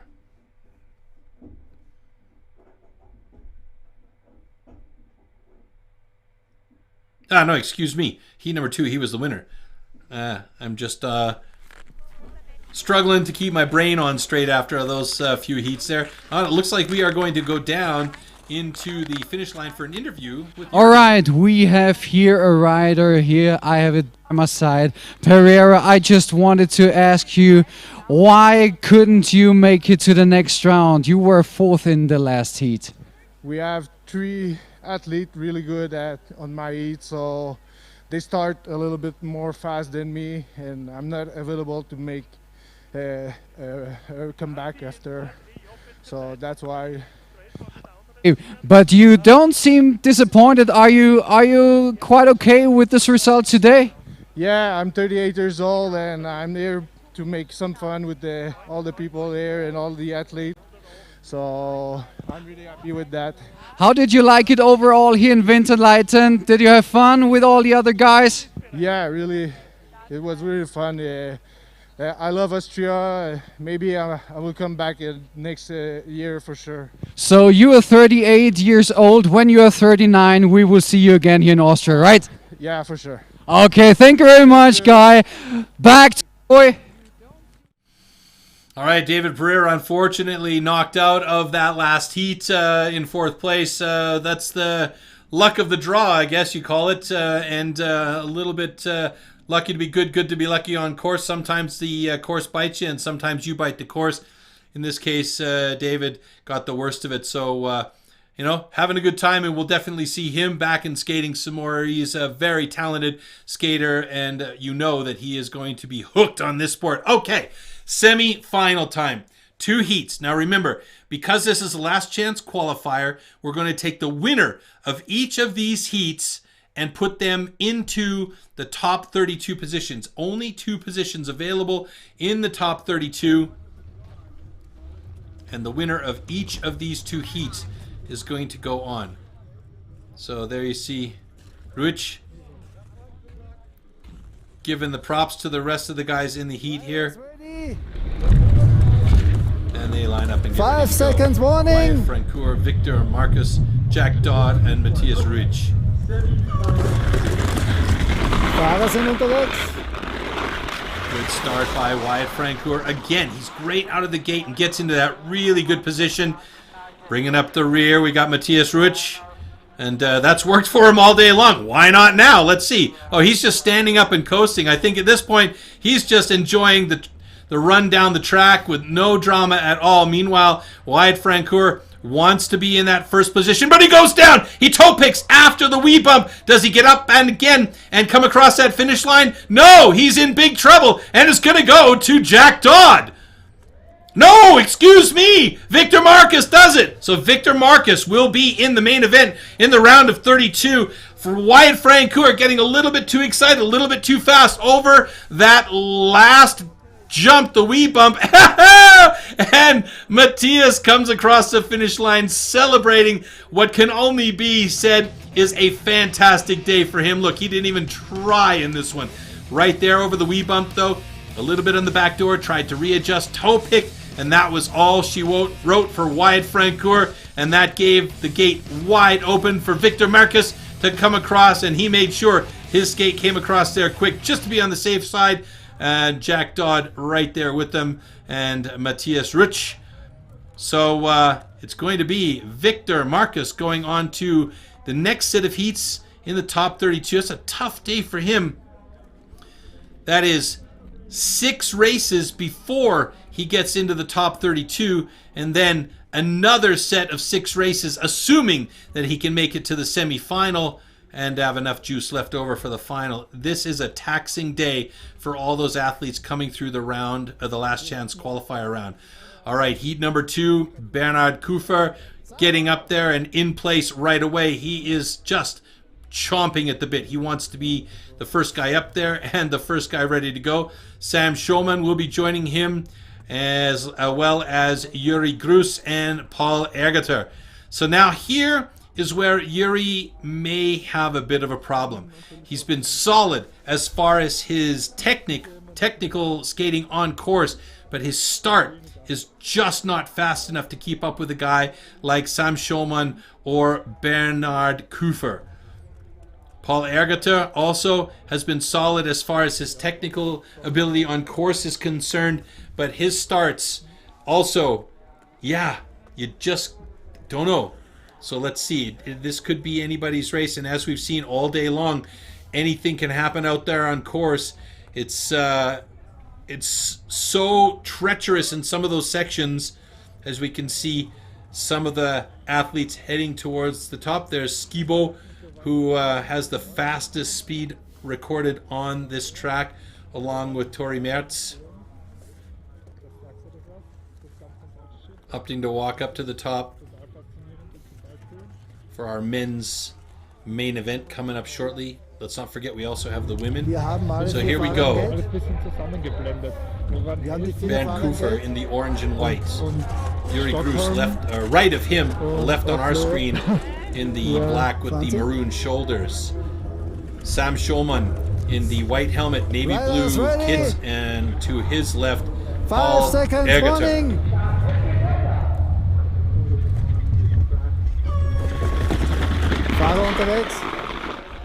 Oh, good start by Bernd Kufer. He gets out there in front. Bernhard Kufer, Schoman trying to find some space in there. Yuri Grus did a good job to keep up with him, and they are tight in the 3 positions and behind our leader, Bernhard Kufer. Bernhard Kufer wants to use that big body to block. He's got to be careful here as they come past our position and in towards the wee bump. Will he hold on to it? He does hold on to it. So is Schoman going to get in there? No, he's not. He gets pushed to the outside, and it's going to be Bernhard Kufer coming across that finish line first, and he will be going on to the top 32 in our main event with the men.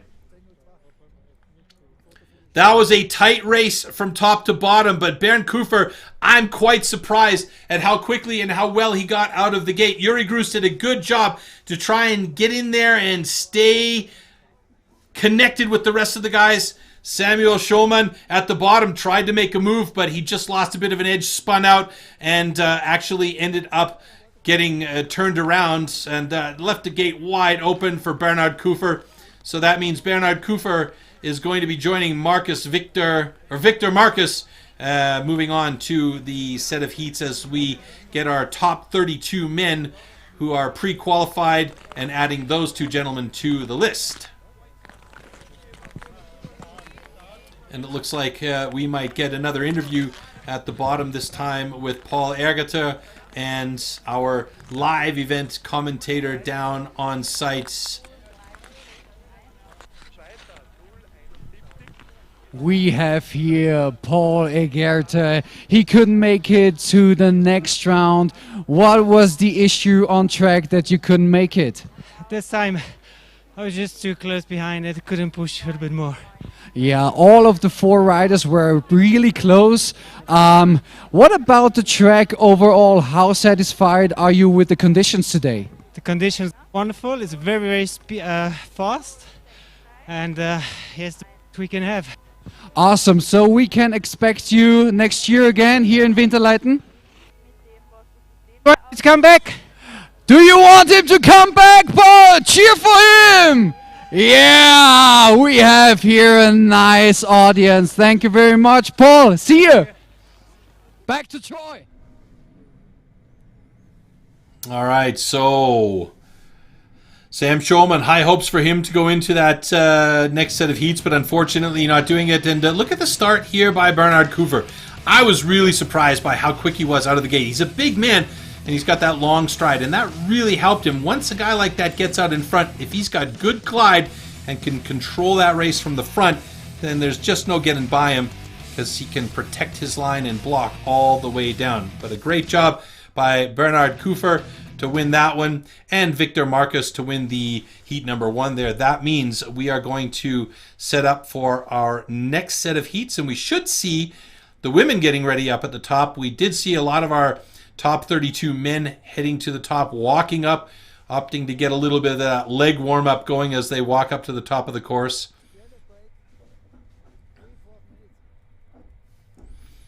And Jürgen doing a great job down there in the finish area with our interviews and the live commentary for the people that are on the sidelines here as well. Very, very nice job by him. So appreciate him being out there as well.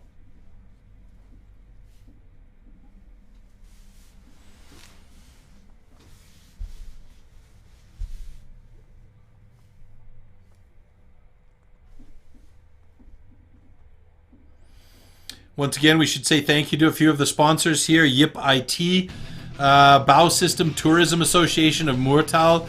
Of course, Like Ice, the artificial ice, so it's an alternative to cooling system ice. It's also a little bit more environmentally friendly. WFL Militurn Technologies from Linz, AFM Events.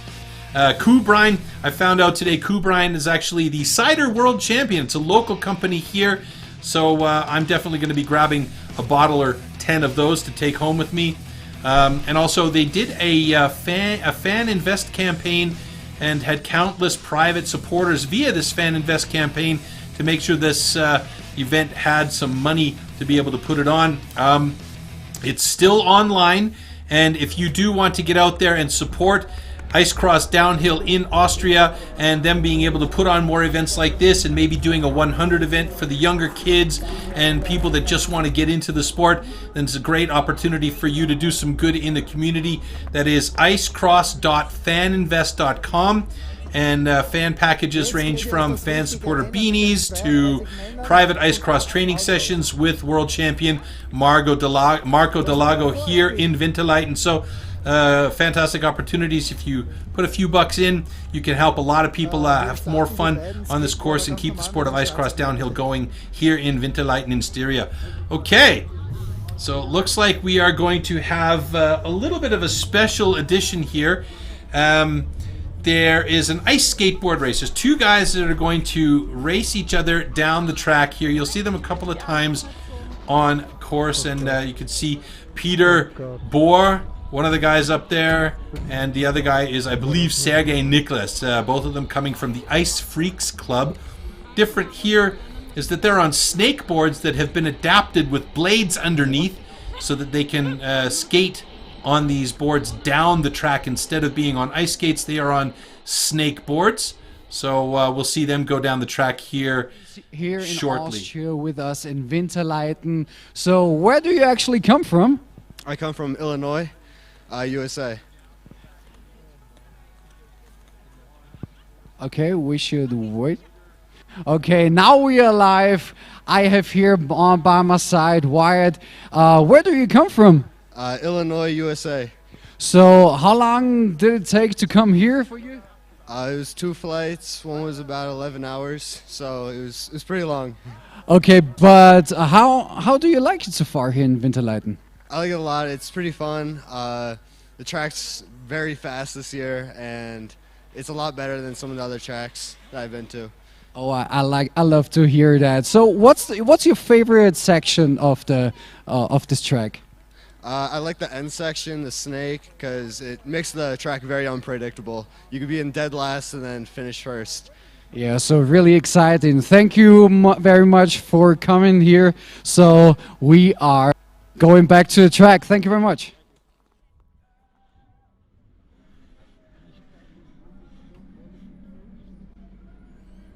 So a quick interview with Wyatt Francoeur as one of the younger athletes out there, as our two ice boarders coming down across that finish line. This has got to be the toughest spot for them, coming around that corner and having to do this to get up. But look at that! Wow, that's fantastic. How good did these guys do there? Wow, amazing. That's a lot of skill right there by these two gentlemen. So the Ice Freaks really throwing it down. Good job.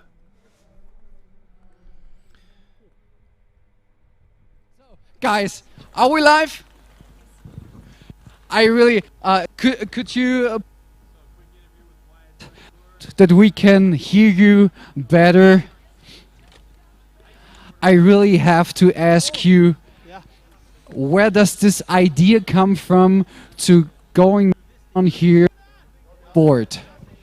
Well, I met my friend Peter over here for many years, riding together on concrete, and the guy who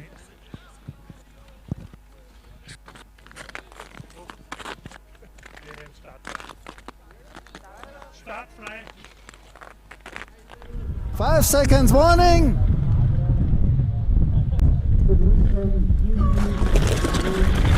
Fahrer unterwegs.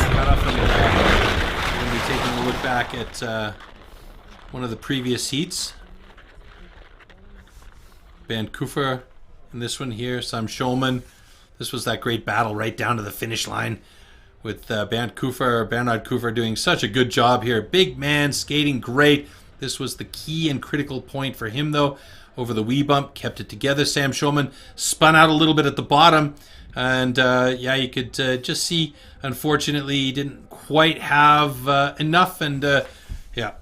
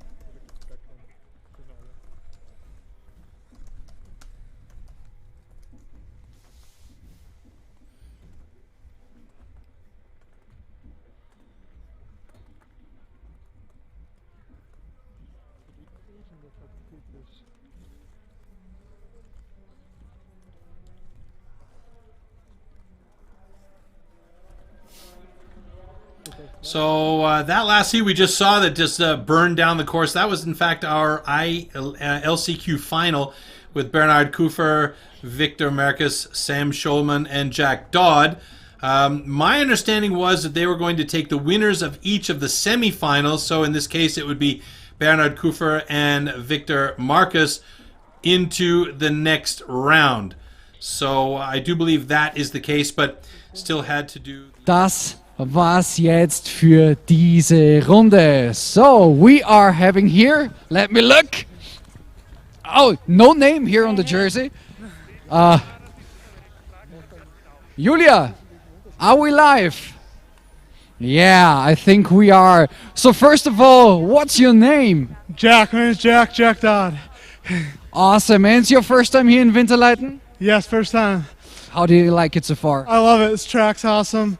Everyone who's putting it on is doing a great job. It's a first class event, so. Awesome. So when I would ask you what's your favorite section of the track, what would you answer? Probably the middle part, because there's no jumps. I'm not very good at the jumps, so I just like to skate fast. So I think it's the fastest track of the whole season, and this is the best you can do in the fast section. So you're not in the technical parts that good? No, not yet. It's still my first event, so trying to get into it. But you are really training hard to improve your skills here? Yeah, 100%. Been on the ice a lot and just watching what all the top guys are doing, trying to improve. So you're also kind of addicted to the sport already? Yeah, I'm already hooked. I love it. Having a lot of fun. We are already hooked, and our audience as well here in the background. We have here a lot of guys along the track. So thank you very much, and I hope you enjoy the rest of your stay here in Winterleiten. Thank you. Thank you.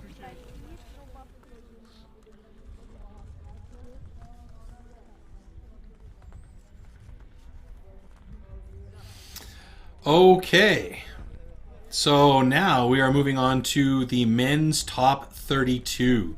Sam Schulman, who managed to get out of the LCQ, is in heat number 1 with Mirko Lahti, Max Nymark, and Cale Johnstone. That's a tough heat. You've got the reigning world champion Mirko Lahti in there. He is a big man, and when he gets out on course, he does not let anybody get by. The only thing that has been a bit of a weak spot for Mirko is his starts, and as we know, the starts are very important here. Cale Johnstone, he is a wild man on course. I love watching this guy race, and tell you what, his personality fits perfectly with his uniform. Look at that thing. Yellow on yellow on yellow with red and orange and white, and I think there's even some donuts on there somewhere. So, yeah. There we see Yuri Grus on the sidelines watching on.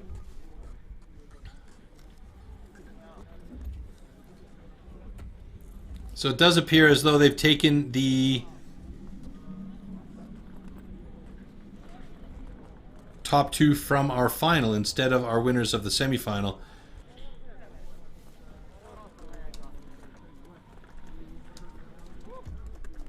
That's a Finnish tour. Samu is also with you.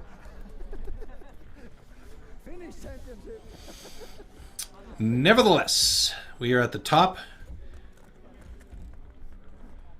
Mirko Lahti there with the purple and white arms. Max Nymark to his right in the white. Cale Johnstone to his left in the yellow. And there is Sam Schulman, who we saw jumping in earlier on in the last chance qualifiers.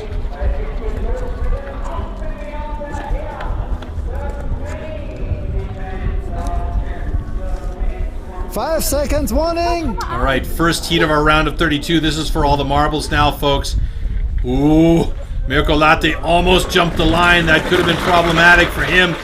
Good start by Lahti, squeezed it in. Cale Johnstone right behind him. Sam Schulman shoulder to shoulder with Cale Johnstone. These guys battling hard. It's going to be a tight one, but it looks like Mirko Lahti tucks down deep, gets into that glide he is so good at, and gets out in front. Oh, and it is Cale Johnstone going down like a ton of bricks as he contacted the boards on the side. And Schoemann slips into third place, but it's going to be Mirko Latti and Cale Johnstone. Max Nymark went down. Cale Johnstone managed second place behind Mirko Latti. I'm lying to you again, folks. Unbelievable. I got to go kiss the Blarney Stone to get that out of my system. So Sam Schoemann ended up in third place. It was Max Nymark who actually contacted the boards up on course and did a header. And Mirko Latti, I mean, I wouldn't call it the massive hole shot, but he got out there in front. Cale Johnstone slipped in right behind him. And Cale just didn't let Latti get away from him. And Mirko Latti one step closer to defending his title. So let's see if we can get a slow-mo on this one.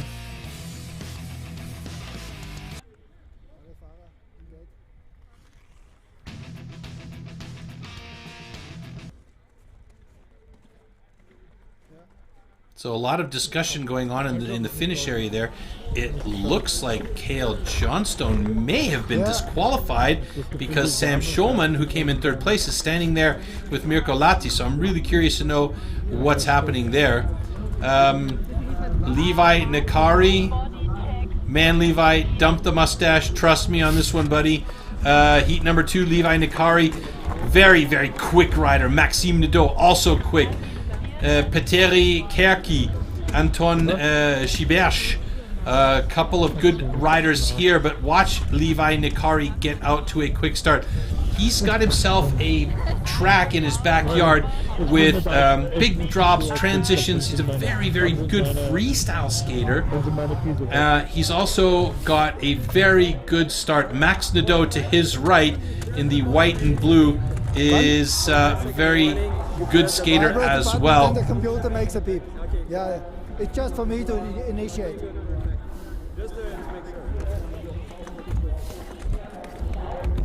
It takes a little while. There's a protest or something. Excuse me, that's Max Nadeau right there in the black.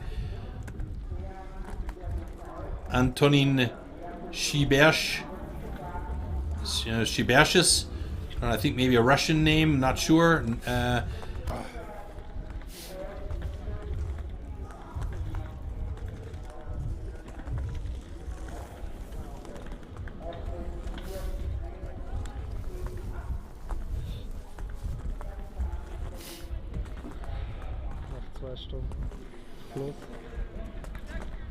Okay, again, heat number 2, Levi Nakari there in the pink jersey. Maxime Nadeau right next to him, all black. Petteri Kärki.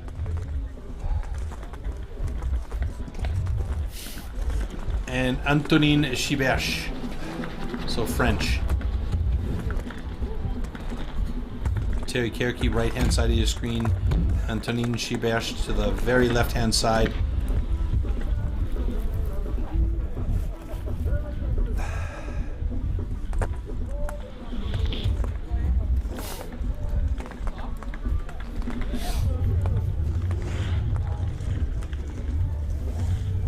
Ist es möglich, dass ihr euch das ausmacht und dass wir den nächsten Lauf starten? Oder ist das...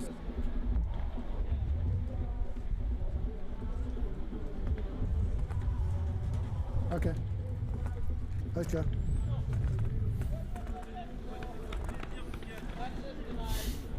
Okay, looks like we may have our course go.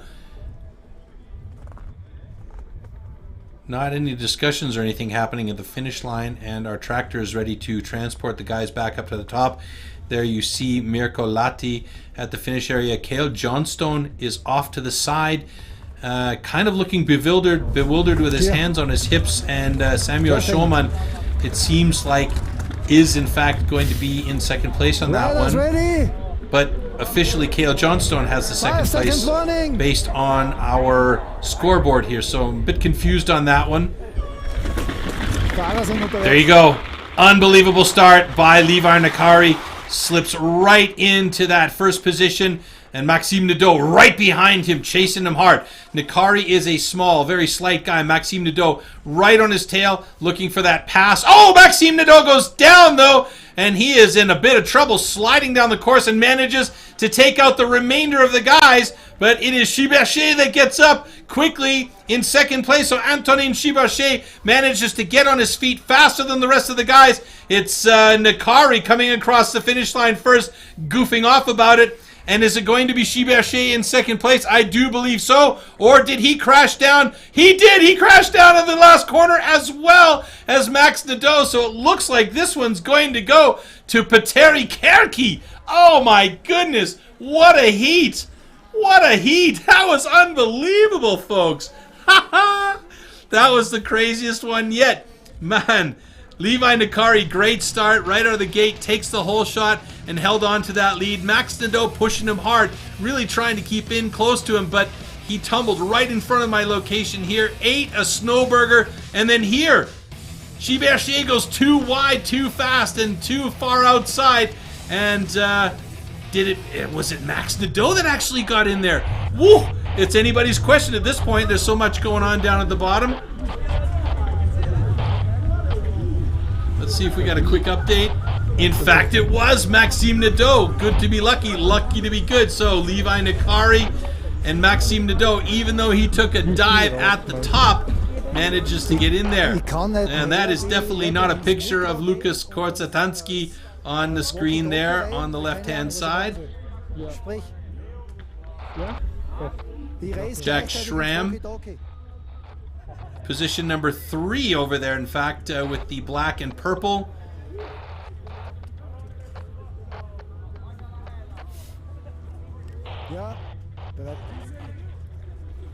Lukas Korzatanski in the yellow.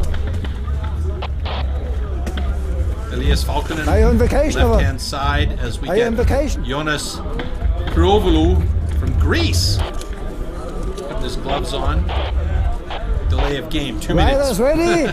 All right, here we go. 5-second warning. Things are locked and loaded. Watch Jack Schramm. He's very fit, very fast out of the gate. Let's see if he can keep up with that as he gets out there for a quick start. But Lukas Korzatanski right there with him, and Lukas actually takes the whole shot with a quicker line through the rhythm section there. Jack right on his tail. Wow, the first 3 guys are right on each other's butts.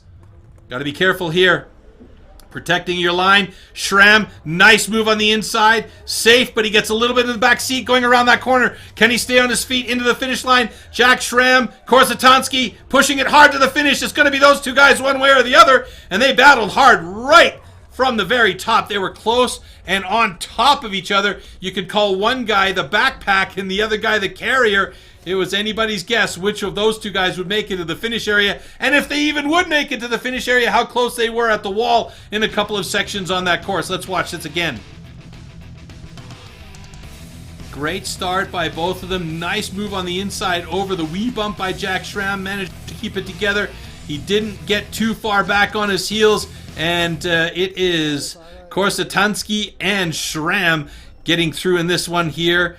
And moving on to the quarterfinals. So just to update you here, there was a protest in heat number 1. Cale Johnstone, I guess Max Nymark believed that Cale Johnstone pushed him into the boards. It was denied, so it is Cale Johnstone going with Mirko Lahti into the quarterfinal. And heat number 4, Gigi in there with Jonathan Merlino, Andrew Warling, and Arthur Fort. Arthur Fort doing a good job today. Bringing up the rear at the moment, though. Louis Garneau. Goulet Garneau, Gigi is his nickname. Sitting in 3rd place at the moment by the looks of it. Over the wee bump, everybody's safe coming through those last 2 dastardly rollers. And, what a fight right to the end there, but it's going to be Andrew Warling coming in 3rd place, unfortunately, and Gigi gets the top spot on that one. And Goulet, Garneau doing well, Jonathan Merlino, Andrew Warling, a little bit surprised there, actually, because the Warling boys are usually real quick getting to the bottom, and I do believe it was Merlino coming across that finish line in 2nd place.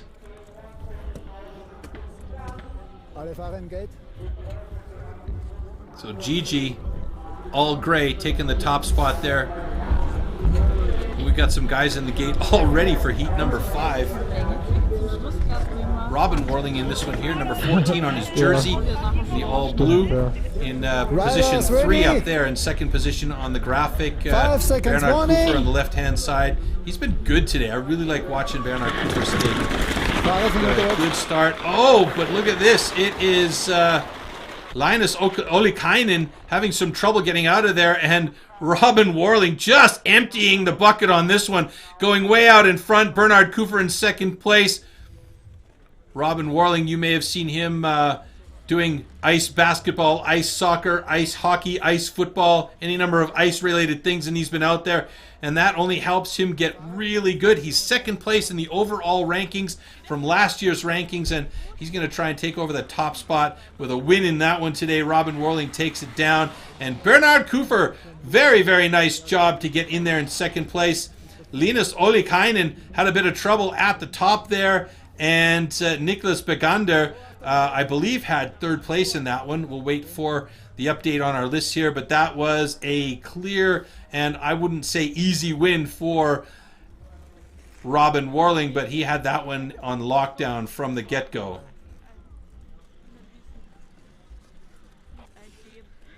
And we are bustling through our round of 32 here for our men. Let's take a look back at some replay action here, hopefully. Robin Warling getting out of the gate real quick on that one. I missed it. He was out in front before I had a chance to blink.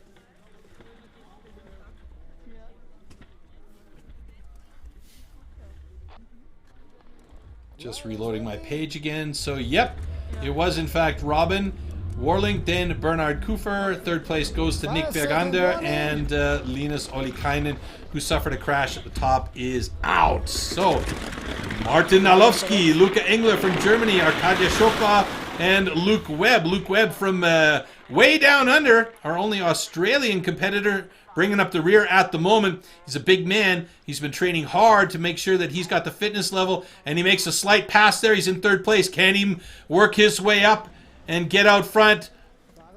Martin Nalowski in the lead with Luca Engler in second place at the moment, coming down around that final corner. Everybody on their feet over the last two rollers and into the finish area, and it should be Martin Nalowski and Luca Engler 1 and 2, and I believe Luke Webb even managed to get across that finish line in third place. Good job by him. Unfortunately, that's going to be the end of his day, and Arkadia Schopa doing a great job out there. The slightest of athletes in the blue jersey.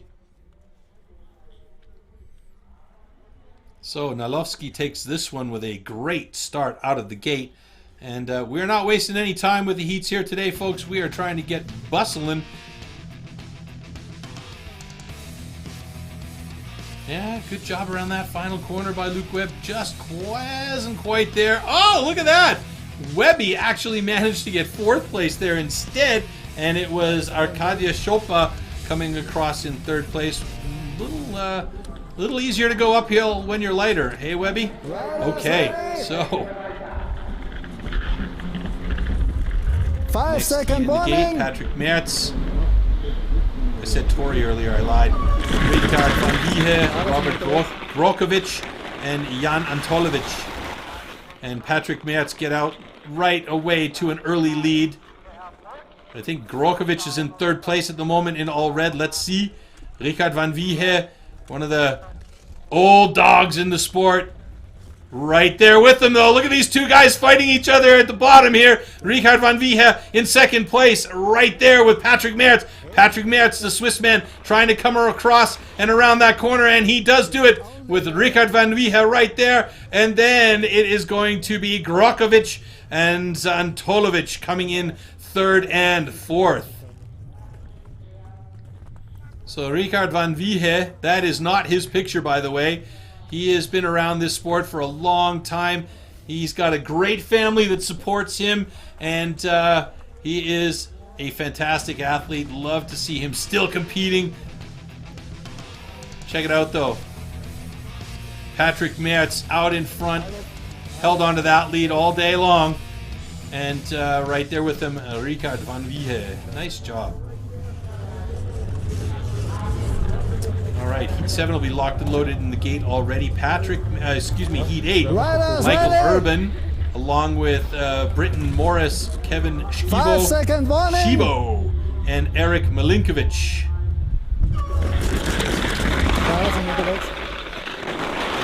Great start right there. It is Michael Urban, who is always so solid, getting out to a nice and quick start, taking the lead. I do believe Kevin Shibo is right there with him in second place. Kevin, as I said earlier on in the show, had the fastest time on this course, and he really knows it. Whoa, sneaks on the inside. Shibo has that first line around the corner. Michael Urban right there with him, and it's a tangle up at the bottom. And is it going to be one of our favorites eliminated early on? No! Urban manages to get across that finish line just in time. Shibo is out. Milinkovic is out. And Britton Morris, I believe, comes across the finish line with Urban, as all four of those guys got into a knot around that last corner just before the uphill. What an amazing finish right there. Milinkovic looks like he's got a joystick on the top of his helmet. What's that all about? Bringing up the rear there. Look what happens here, though. Too much speed into the corner, losing the edges. The guys get tied in a knot. There goes Shibo's down. Shibo is down. Oh, it's Milinkovic not getting that second position. It's Britton Morris. So Michael Urban and Britton Morris getting it.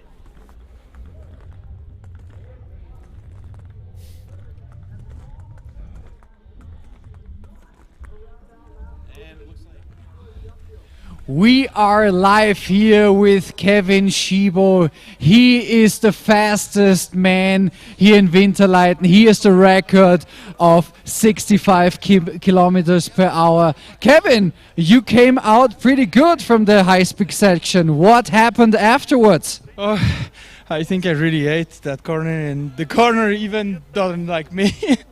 Is it the corner or is it Michael Urban? No, Michael Urban is even always fair in the track. No problem. No, actually, it's I lost the edge, and then with 110 kilogram climb that shit. It's a bit hard. You put on some weight during the summertime? Yeah, my only training is like eating cheese, so.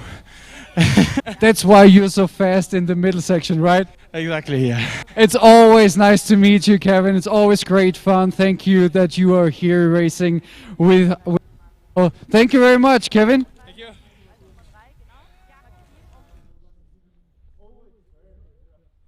Fourth place in that one. Eric Milinkovic third with his joystick on his helmet. And it's going to be Britton Morris in second and Michael Urban in first, who will get transported back to the top, and we will move on to the men's quarterfinal. So the heats are loaded, and now we are starting to rip through the action here. Men's quarterfinal coming up, and then we'll get into the semifinal for the men and the women, and the final for the men and the women. Heat number 1 in the quarterfinal, we're going to see Mirko Latti, Levi Nakari, a couple of Finns going up against each other, Maxime Nadeau, as well as Cale Johnstone. And it looks like we finally have some pictures that match each of the guys, and you can see the personality of Cale Johnstone shining through in that picture. What a dude. Mirko Latti, the reigning world champion. Levi Nakari, one of the slickest and most skilled athletes out there. Cale Johnstone, he's not big, but he is fast. And Max Nadeau. Max Nadeau is probably one of the most complete ice cross downhill racers there is. Just needs to take that one little extra step. Mirko Latti looking to get out quick here, but he's got Cale Johnstone and Levi Nakari on either side of him, and both those guys could squeeze out the big man, but that is not easy to do.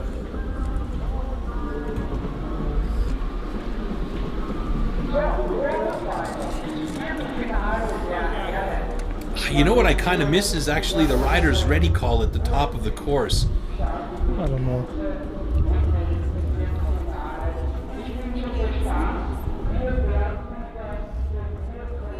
Used to love that, especially in countries where the English language wasn't the primary language, and you would get different kind of calls like "Rader's ready!" Here we go. Okay, let's leave that one out into the soapbox for some other day. Heat number 1 coming up in our quarterfinal. Mirko Lahti, Levi Nakari, Max Nadeau, and Cale Johnstone. Ooh, a bit of a pre-pull by Mirko Lahti, and look at that! Cale Johnstone takes the whole shot. Levi Nakari right behind him, and in third place, the big man, Mirko Lahti, doing his best to try and catch up to the 2 slight riders out front. Did they have a conversation with each other earlier on? Here comes Mirko Lahti trying to find the inside line. He's managed to get into that second place. Cale Johnstone trying to hold him off. Mirko Lahti trying for a hard inside line. The battle goes hard. Oh no! Cale Johnstone goes down, and it's going to be open for Levi Nakari to squeeze in as he tripped up, got a little bit of a toe pick, and there was handsiness going on all over the place. It was almost as bad as a high school dance. Unbelievable. Mirko Lahti sitting in third place after the start. Nakari and Johnstone doing a great job there, but look at the glide and the positioning of Lahti as they come down towards the finish line. Mirko Lahti defending his line there as Johnstone tries to get past the big man and hold on to second place. Nakari avoids the carnage and drama and gets second place. So Cale Johnstone, unfortunately, is out. One of the big personalities. We won't see him anymore today. So Mirko Lahti and Levi Nakari moving on to the semis. Alle Fahrer im Gate.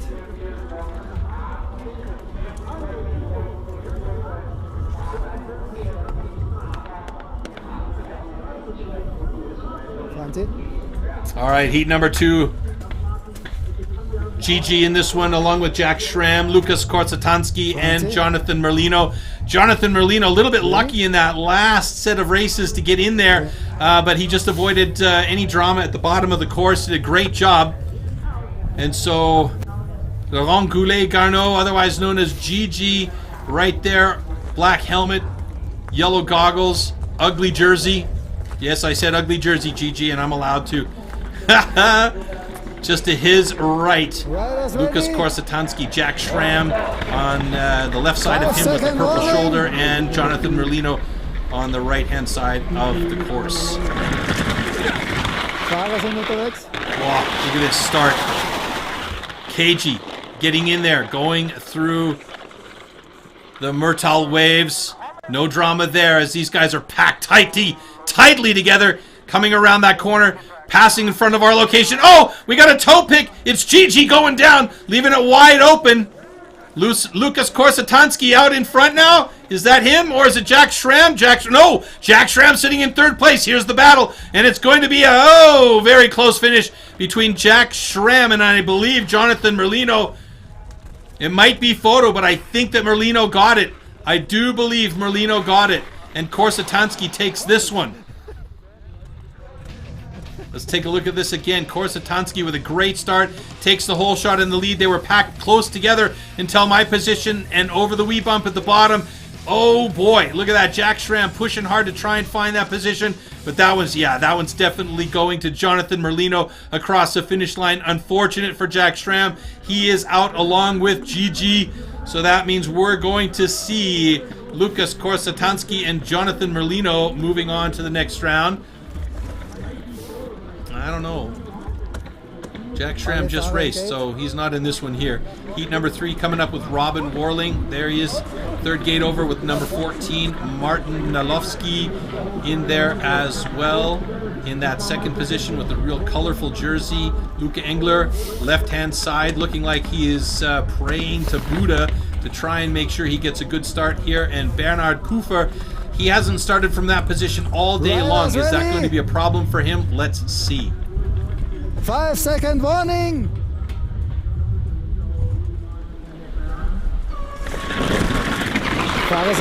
Beautiful start by Engler as he squeezes out Robin Warling. Robin Warling right there with him though, and Robin Warling is going to make that pass pretty quick. He's very good. Long legs, good skater. They're shoulder to shoulder, and it's actually Luca Engler who is still holding on to the lead. He's a big boy, so if he can block out the guys, protecting his line. Here we go. Nalowski squeezes in there. Oh, and some drama. Robin Warling, Luca Engler contact each other in the air. Robin Warling gets the better of it. Nalovsky has some trouble on the uphill, and it's Robin Warling winning this one. Nalovsky coming in second place, I think. I don't know. We're going to have to see the finish line call. Oh, my God. That was crazy. I love it. Robin Warling was really in trouble there towards the end of that heat. Got a little bit of contact in the air with Luca Engler. Let's see this here. Oh, the two of them were tied in a knot. That was a bowline. That was not just a knot. And it's Robin Warling, and it is going to be, yeah, that's not quite photo finish quality, but that is Martin Nalovsky getting in second place there with a foot across the line just ahead of Bernhard Kufer. And Luca Engler, unfortunately, got the worst of that heat. Wow, that was a race. All right, heat number 4 coming up, and one more look at that finish line. Look at the stretch. Yeah, but for sure across the finish line, it is Nalovsky. No doubt about it. Great attempt and battle, though, by Bernhard Kufer. Just fantastic. Okay, heat number 4 in this quarterfinal. Patrick Merz, Michael Urban. A couple of guys that know each other very well in the middle 2 positions there. Britton Morris, left-hand side of your screen, and Richard van Wiehe on the right-hand side as we take one more look at this battle between Robin Warling and Luca Engler. And there might be a protest here as we're looking at Robin Warling's hand inside of Luca. Now, you're allowed to protect your line, but you can't hinder or push the other rider. So this may be protestable by Luca Engler, who ended up going down and getting 4th place, which means that it would, in fact, be Nalovsky and Bernhard Kufer going through if Robin Warling does get disqualified, and that would also be a disaster for Robin Warling trying to get as many points as he can heading to the next events. Super, danke.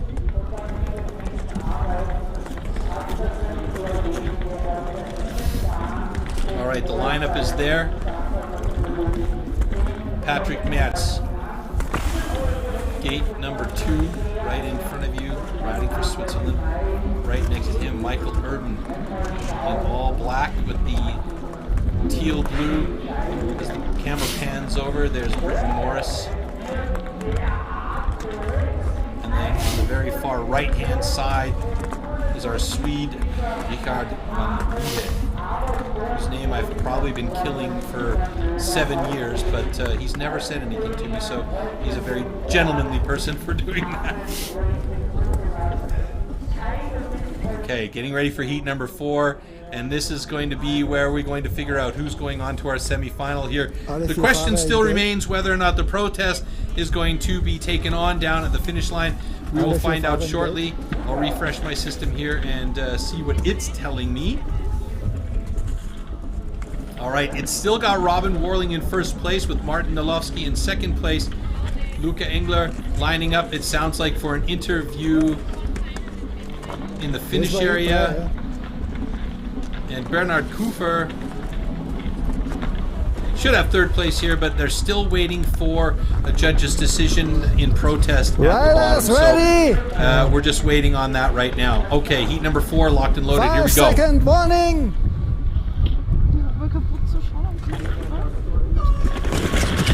That was a tight one.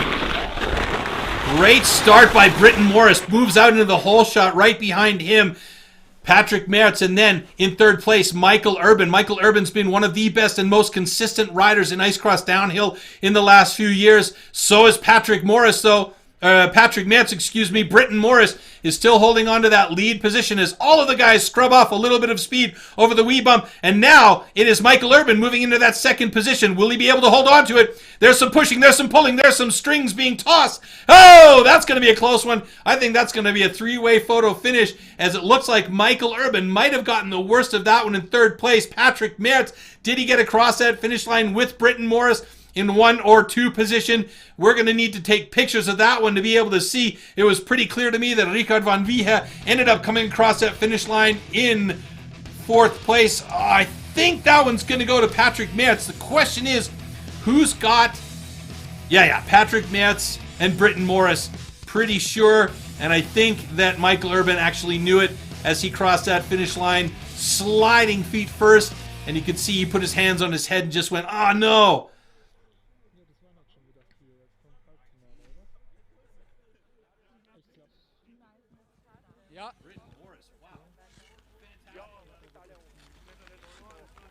All the guys out though, and then Patrick Mertz and Michael Urban were basically battling for their skating lives. We're going to head down and hear from Luca Engler.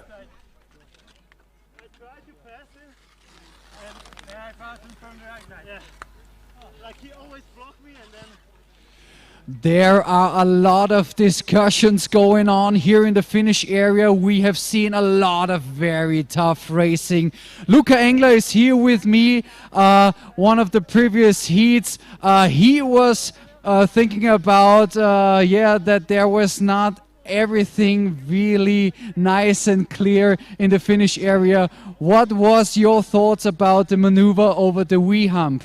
Well, the wee bump is also a critical area, so if there happens something, it's like, yeah, you can't control anything there, but I felt like a hand on my hip pushing me back or pushing me forward, so I couldn't, I almost fell there, so I tried to stand it, but it was not enough. I mean, it's a fair play to say, hey, I was fine though. I'm totally fine with that. Okay, because I have seen it too, that it was really tough over this hump, but I think you had the outside line, so the snow was really close to you. How did you think about that? How did I think about that? That the snow was close to me? Yeah, so you almost fell with your head forward into the snow, so were you afraid of that? No, that wouldn't be not the first time. So you are used to that? Yeah, the race. I mean, this race here is quite awesome. I love it, and I mean, as I mentioned, the races every year is kind of the same. So yeah, there are a lot of pressures. So there are no bad feelings with your other colleagues? No, we are friends though. Okay, so we will see you next year again. Yeah, let's see. Okay, looking forward to that. Thank you very much. Bye bye.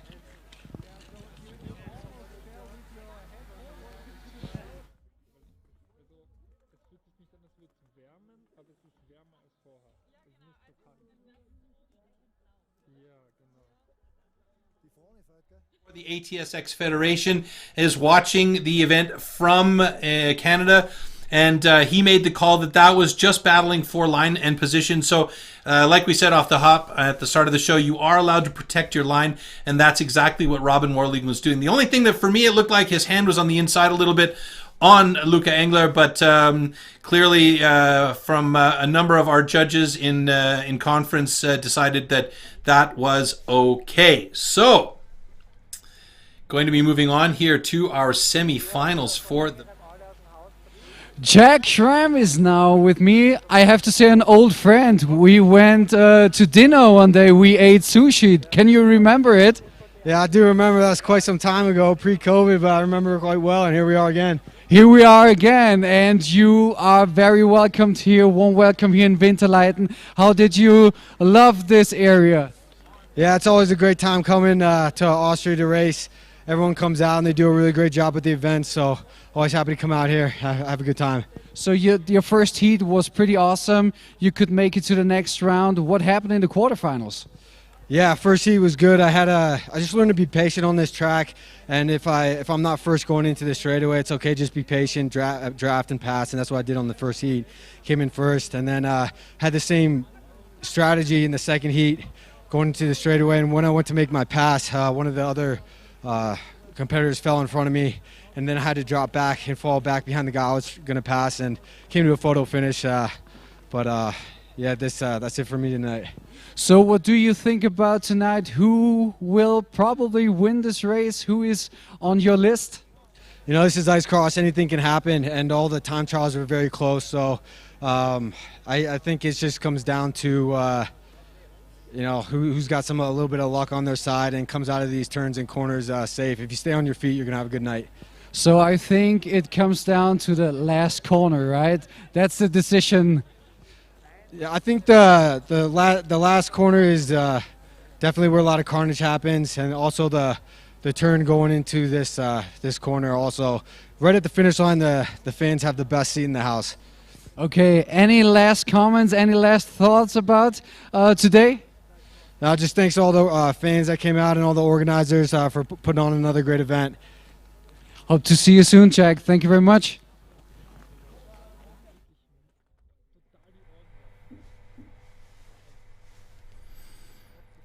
Okay, so Jack Schramm, he'll be naturally upset about not moving on in the races today, but always good to see him out here, and one of the prettiest guys on the tour. Nah, great guy, very, very fit guy. He's one of the most fit athletes out there, which is always one of those things where you say, hey, you know, when you're that fit and ready to go and can skate well, you know you're going to do well in these events for sure. So we are coming down to it. Now we're going to mix the women in here. We've got the women's semifinal coming up, heat 1 and 2, with some absolutely fantastic skaters out there. Veronika Windisch is your reigning world champion, and she is back once again to defend her title. She is so dominant at the moment. She is incredible.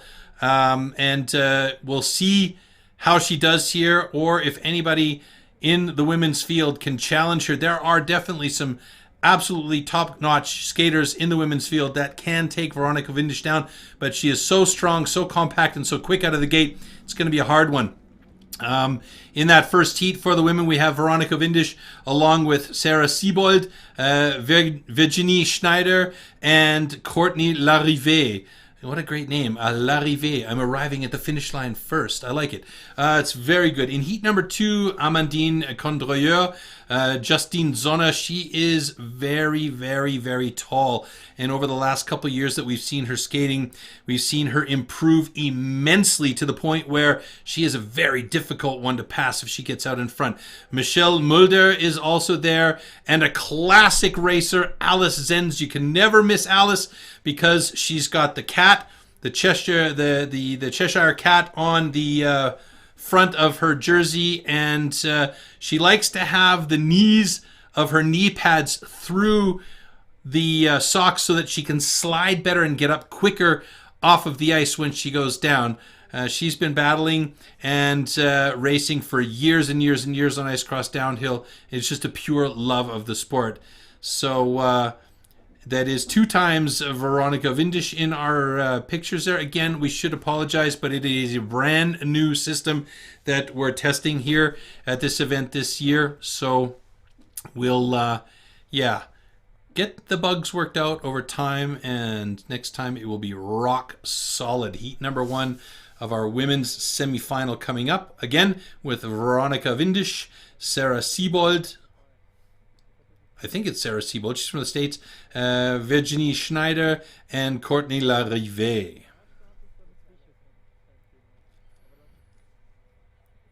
And you can see our beautiful track there, 385 meters long. I know I've said this a few times, but there are sometimes people that join us late in the broadcast. We hope you have enjoyed so far, if you've been with us from the very beginning, even with the hiccups early on.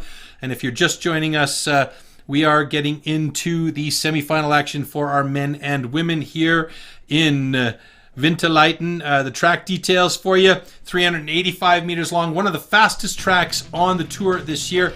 Fastest time recorded by Kevin Shibo, 65 kilometers per hour. Unfortunately, Kevin got eliminated earlier on. And the middle part of this track is actually a natural track luge section.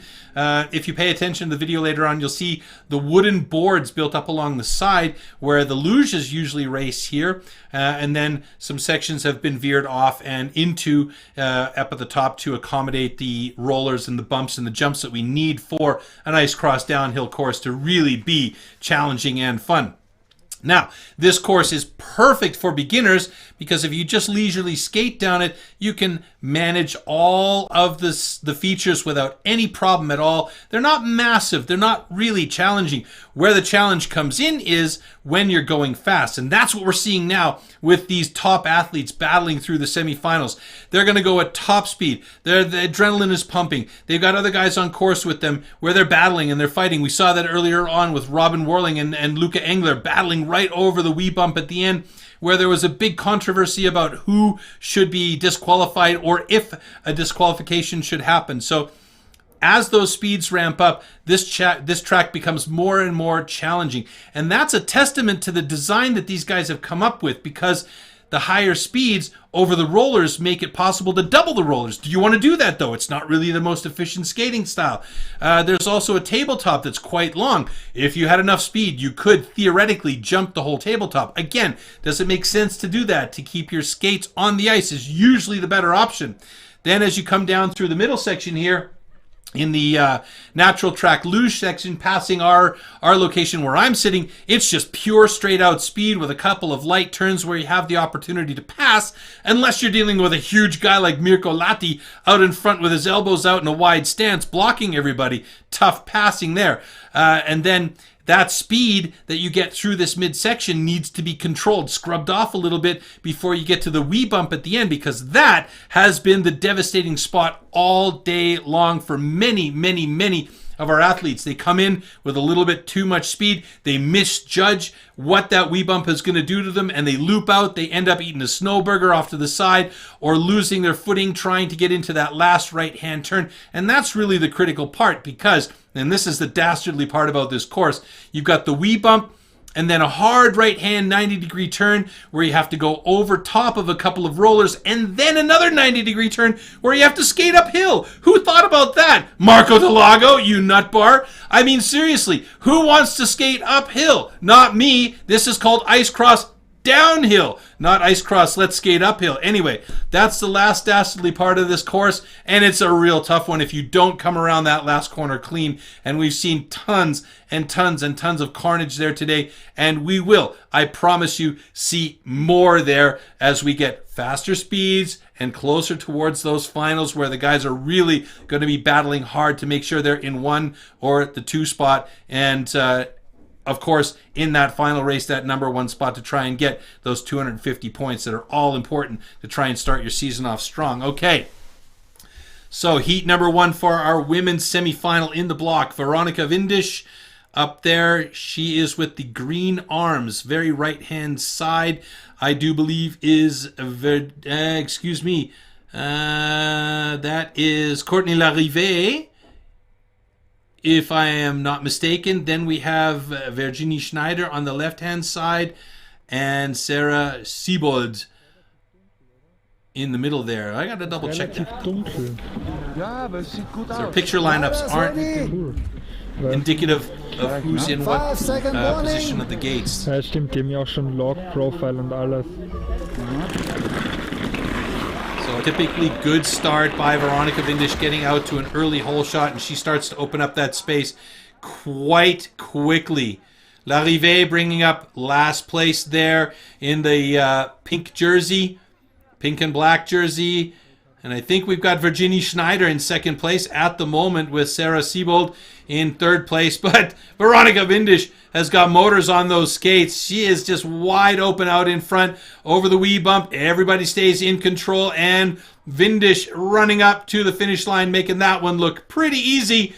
And we have our first victim of the uphill. And again, the battle continues. Siebold, unfortunately, looped out trying to get to her feet, and it's Virginie Schneider who comes across in second place and Courtney Larive in fourth. So it is going to be Veronika Windisch and Virginie Schneider, 1 and 2, moving on to the final.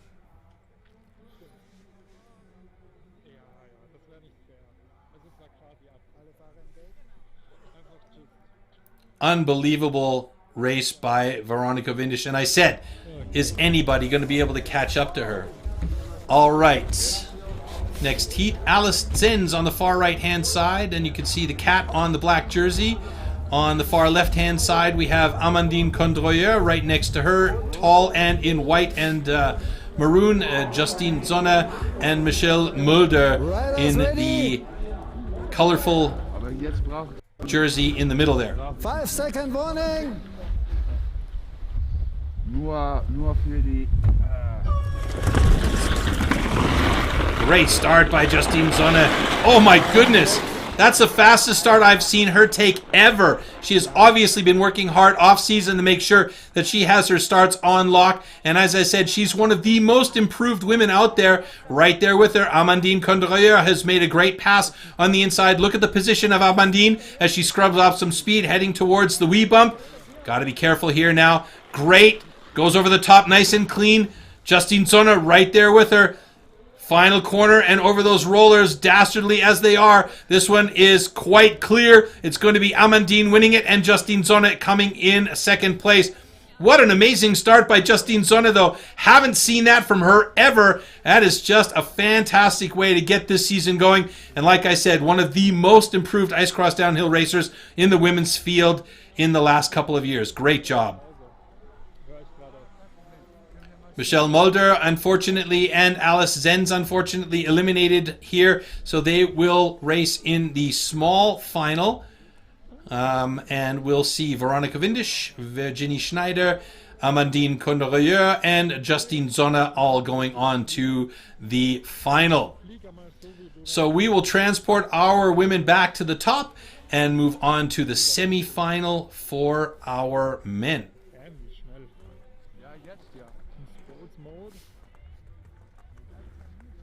Gehen gerade ins Gate. Alle Mann da. Come on.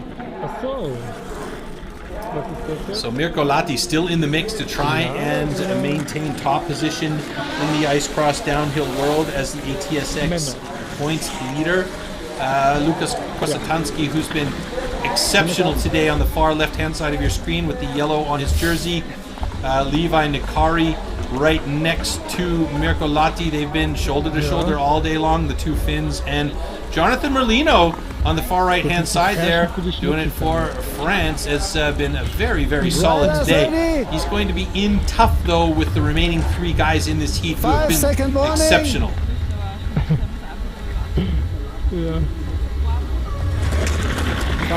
Nice, good start. Levi Nikari, does he have the whole shot? Oh, not quite! As he gets squeezed to third place by Korsatansky and Mirko. Mirko Lahti takes the top spot out in front as they come down towards this bob section in the luge track where he can really gain some speed. You can see he's low down, deep stance. He's got those edges on, scrubbing off a little bit of speed before the wee bump. Korsatansky's been solid all day long. And here comes Nikari on the inside. Is he going to manage to do it? No, it's going to go to Korsatansky at the finish line by the looks of it. We'll probably have to go to photo finish as Levi Nikari is obviously quite disappointed by that finish, and he does a header into the snow there. Korsatansky has been excellent all day long. He could well win this event if he's been saving a bit of energy to get out to a quick start and try and beat Mirko Lahti off the gate start and get out in front. But Mirko Lahti, man, he is just indestructible today. He has been solid. Even when he's had slow starts and ended up in third position, he's managed to come across that finish line in first in every race. So great job by the big Finn. Lukas Korsatansky doing a great job as well to stay right in the mix today. And also one of those guys that I really love how well he's been skating in the last few years.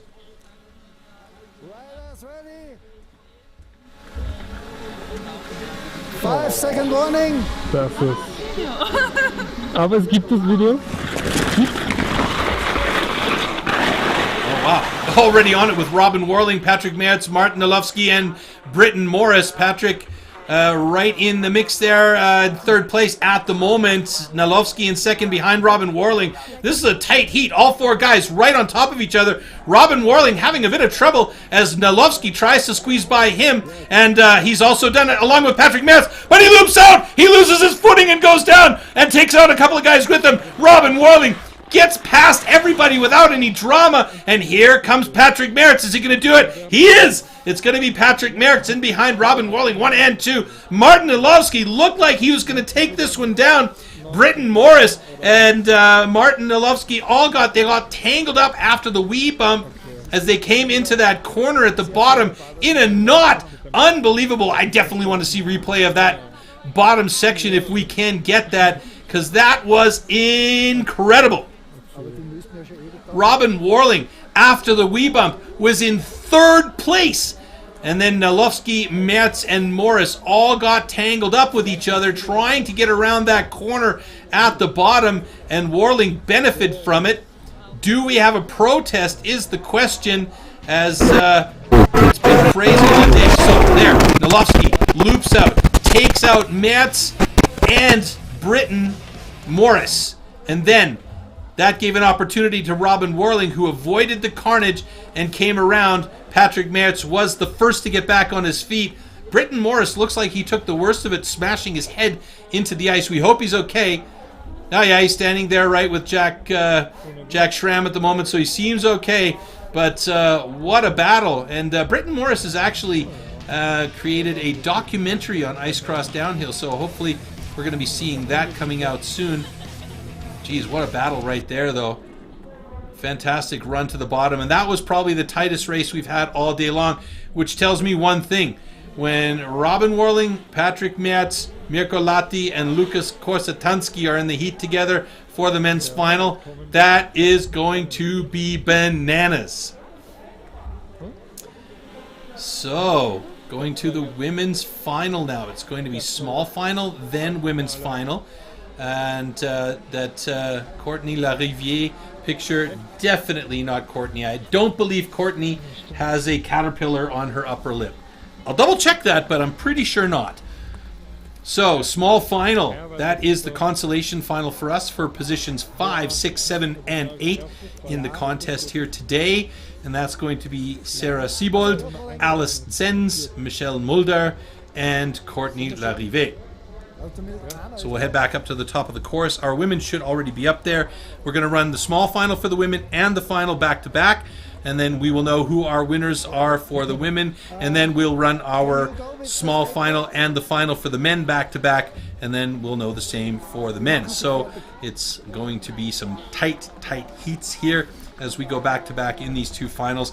And this is it, folks. We are almost done with our day. We're going to have one more demonstration of our ice skateboarders going down the track. This was actually a the mastermind behind this. His name is Robert Thaler. And the racers' names are Peter Bohr and Sergei Nicholas, I believe. And they both come from the Ice Freaks Club. They have to be ice freaks to be doing this kind of stuff. I mean, all of these guys here are ice freaks, quite honestly. But doing it on a snakeboard that's modified for being on the ice, that's pretty cool. I gotta be honest. The thing that I was really impressed by when we saw this earlier on, and if you're just joining us and didn't see that, I was absolutely amazed by how quickly they managed to navigate their way up that last uphill in the finish line area with those snake boards. I would think with a snake board or a board under you at all, that would be quite difficult, and you would need the down in order to keep the momentum going. But these guys, they did a great job. So kudos to them as we see our men head back up to the top for getting ready for their final. But before their final, we are going to have the ice skateboard race number 2 and our women's small and big final. Long day for a couple of those guys, as well as they've been practicing and racing over the last 2 days to make sure that they know this course like the back of their hand. They don't have a lot of time. They arrive, on a Wednesday or Thursday, get here, and the first runs that go on the course are usually like the Thursday or the Friday practice, and then the time trial runs. So it's a quick weekend for all of these athletes that are here, and their legs are going to be fire by the time this race set is over. Like I said, we do still have the women and the men's finals coming up, and our ice skateboarders coming down the course here shortly. Die 2 Skateboarder sind im Gate, können wir starten? Here you see at the top Sarah Siebold in the orange jersey there, waiting for her Riders ready! Run. We're going to get some drone action here for our skateboarders as they'll drop into the track now. Nice. Check it out. Snakeboards modified for the ice. Look at this. This could be the next big thing here. Snakeboard cross. Who knows? Das kleine Finale, Damen, haben wir da. Coming down through our section here. Let's see how fast they're going as they pass in front of the window. Well, they're booking. They're going real fast. Scrubbing off some speed here at the bottom of the course. Unfortunately, we don't get to see them as they're lining up our women at the top for the small final. But those guys were going pretty damn fast. I got to be honest with you. I think I would be freaking out. Okay, here. This is the impressive part for me. They come around that last set of rollers, and then they have to do this uphill. Let's see if they can navigate it as well as they did earlier on. Check this out. Amazing. Great job. I love it. It's so fun. Okay. Small final. Sarah Siebold from the US. Alice Sens from Austria. Michelle Mulder and Courtney Larive. Courtney Larive, I believe, is coming from Canada. Die Technik braucht noch ein bisschen. Michelle Mulder on the far left-hand side.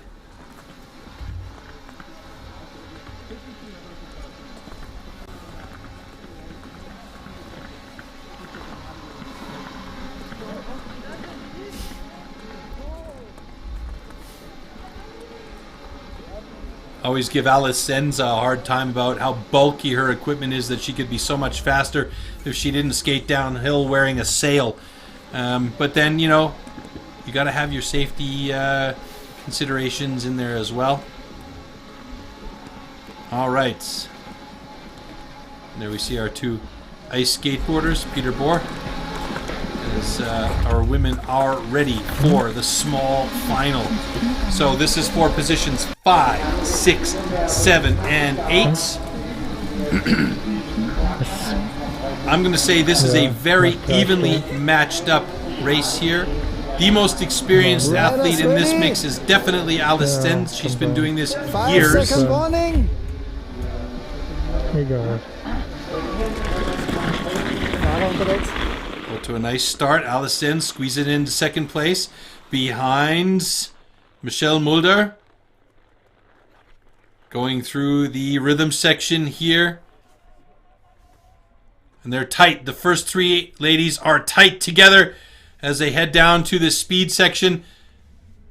And now it is Sarah Siebold moving into second place behind Alice Sens, scrubbing off some speed as they come towards that wee bump. And it's taken out Sarah Siebold. She lost her footing going over it, and Alice Sens is going to win this one, getting up onto the finish line in 5th place. Experience plays a role, and it's Michelle Mulder coming in 2nd, Courtney Larive arriving in 3rd, and Sarah Siebold will come around the corner and make it in 4th place. So there you go. Alice Sens gets 5th place for the contest this weekend. Great job, and her experience pays off in spades as there you see Sarah Siebold looping out and getting into the snow on the sidelines, ends up in 4th place. There's Michelle Mulder coming across with Courtney Larive.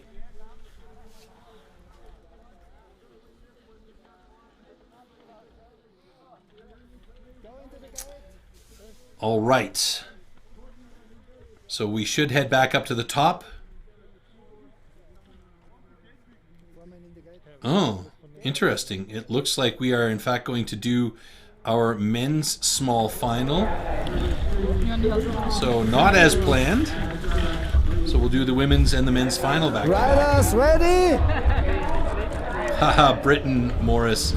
Classic Hollywood style. 5 second warning. So, small final. Levi Nakari, Britton Morris, Martin Dolofsky, and Jonathan Merlino. Here we go. On course. Britton Morris. Great start out there in front. Levi Nakari right behind him.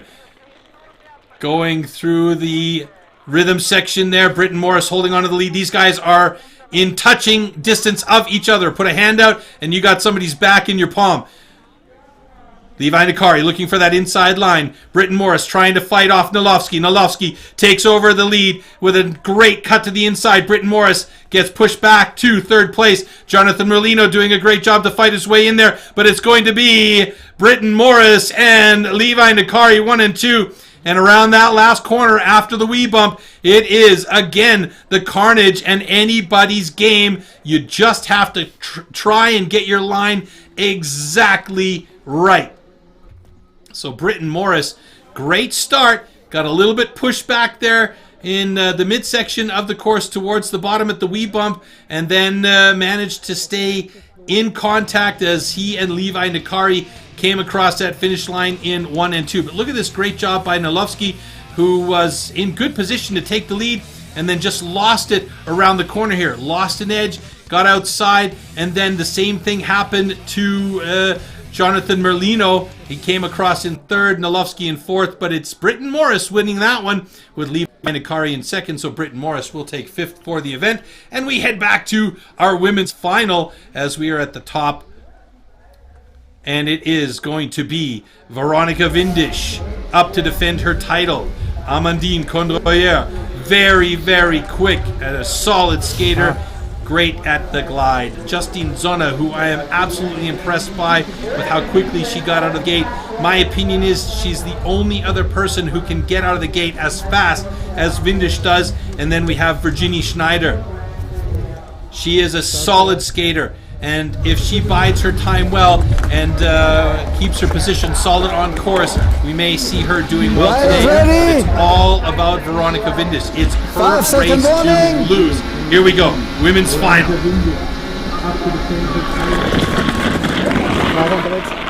Windisch with a good start. She takes the whole shot. Zonna sneaking in there, but didn't quite get in hard enough. She needs to get those elbows up, and is Condroyer catching up and taking the second spot. Staying right on Windisch in the speed section on the luge track now. Condroyer and Windisch, right 1 and 2. Windisch out in the lead. Condroyer trying to catch up. Justine Zonna in third place at the moment. This is going to be a good result for her. She needs to stay on her feet. Virginie Schneider bringing up the rear around this last corner. It looks clean for everybody. It's Veronika Windisch winning it, and Amandine Condroyer taking second place. Justine Zonna third, with a great battle today. And what a win for Veronika Windisch. She is back and on fire to defend her title and adds 250 points to her pocket in this year's attempt to maintain her World Championship status. That was a fantastic final, and as I said, Justine Zonna continues to impress with her really great starts. Now she just needs to be a bit more aggressive on taking that line and blocking out the other athletes. If she'd been a little bit more aggressive on Amandine on that first right-hander and just moved to the inside a little bit faster, she would have probably had second place in this heat. But shoulda, coulda, woulda, right? And well done, though, by Veronika Windisch, who is there for an interview in the finish line.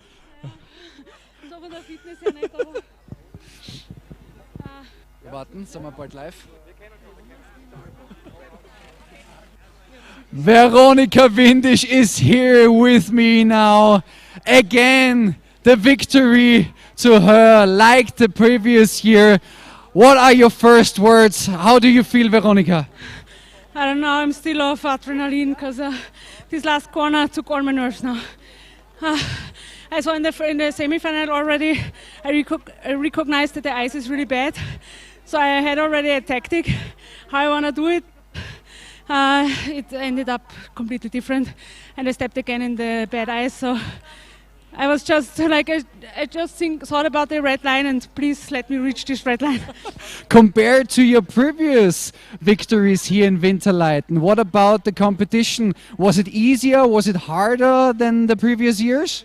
It's always hard because this is a sport you cannot predict anything, and as you saw, everything can happen. I know that if everything goes I can be the best, of course, because I show it in the time trial.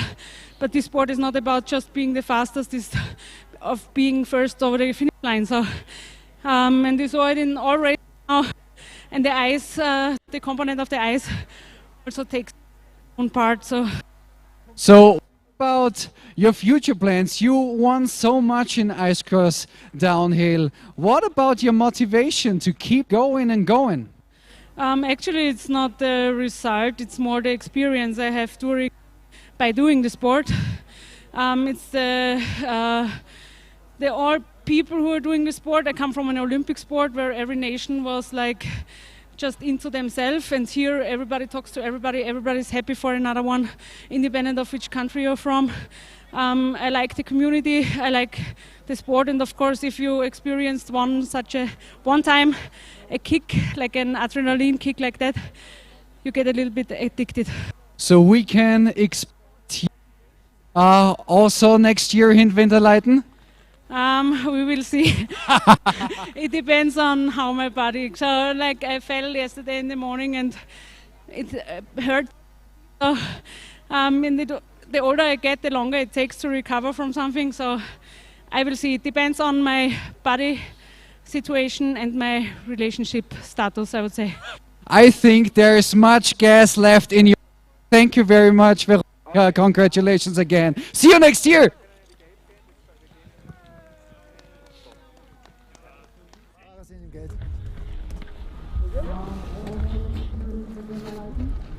Okay, guys. Last run, make it good. White sleeves and purple on there. He seems pretty relaxed, pretty confident. Riders ready. Right next to him, Robin Warling, his biggest competitor in this one. Patrick Merckx on the other side of him. And rounding out this one, the impressive Lukas Korsatansky, who's been very good all day long. And that's really what it boils down to, staying consistent. All four of these guys have been solid. They've been consistent. They've avoided the carnage in their races. And more than once, Robin has been the subject of discussion because of the amount of times there has been carnage in his heats. But he just protects his line so well. He's not being dirty about it. These guys are all really fair as far as the racing is concerned. This heat, though, should be a beast. Mirko Lahti looking to defend. Robin Warling, second in the overall, wants that top spot. Here we go. God, look at the start there by Robin Warling. Gets out to an early lead. Merckx right there with him. Patrick Merckx trying to stay in as Mirko Lahti battling hard to try and take over the position from Merckx, who has got second lockdown at the moment. Look at Lahti biding his time. Merckx makes a great pass on the outside. He passes Robin Warling as they come over the wee bump. He goes down. Merckx is in fourth place now. Robin Warling still in the lead, battling with Mirko Lahti. It looks like this one's going to go to Korsatansky. Whoa!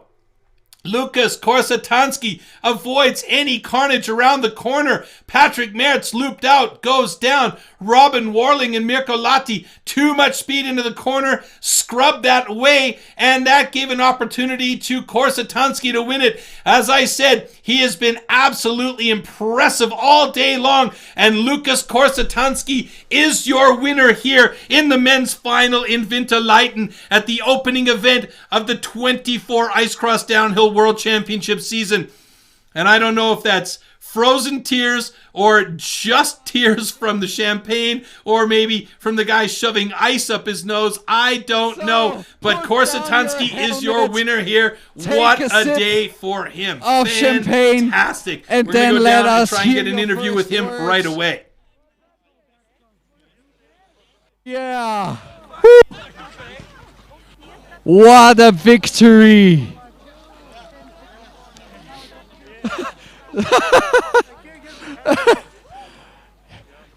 Take your time, take your time. We have the time.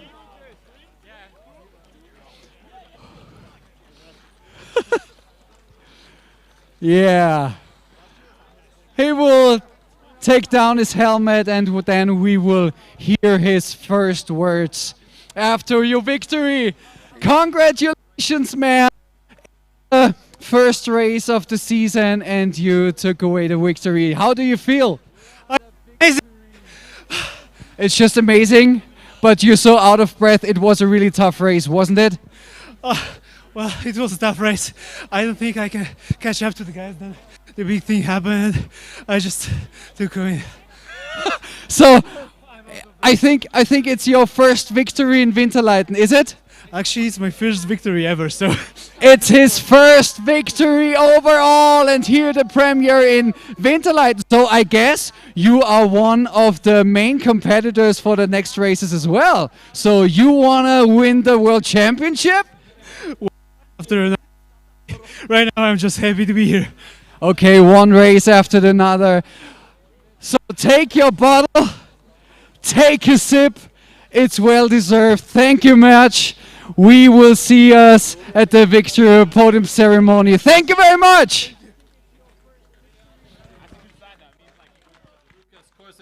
With an absolutely impressive and consistent day today is your winner here in Winterleiten. Let's look at this again. He had a great start. He was right there, but actually made a fantastic move here as he avoided all the drama right here. The two big guys wanted to get up there. Robin Warling stumbling, toe picking all the way up, and he just skated right on past him. Robin Warling takes second place.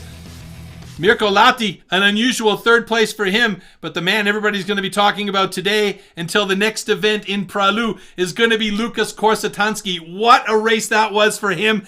Absolutely fantastic. Congratulations to Lukas. Robin Warling in second place. Mirko Lahti in third place. I mean, he's got some points. He's got a little bit of an uphill battle now that these guys know that they can beat him, and that's going to add a little bit of confidence into Korsatanski's little book here, and he's going to say, I know I can beat these guys. So watch for him to do well the rest of the season. He's been very consistent and very solid today. As I said, an impressive performance. Robin Warling, always fun to watch him skating, especially when he's doing the jumping and the basketball dunk shots on the skates, playing football on skates, playing soccer on skates, playing tennis on skates. Hello? I mean, all of those things that he does translated into a second place here today.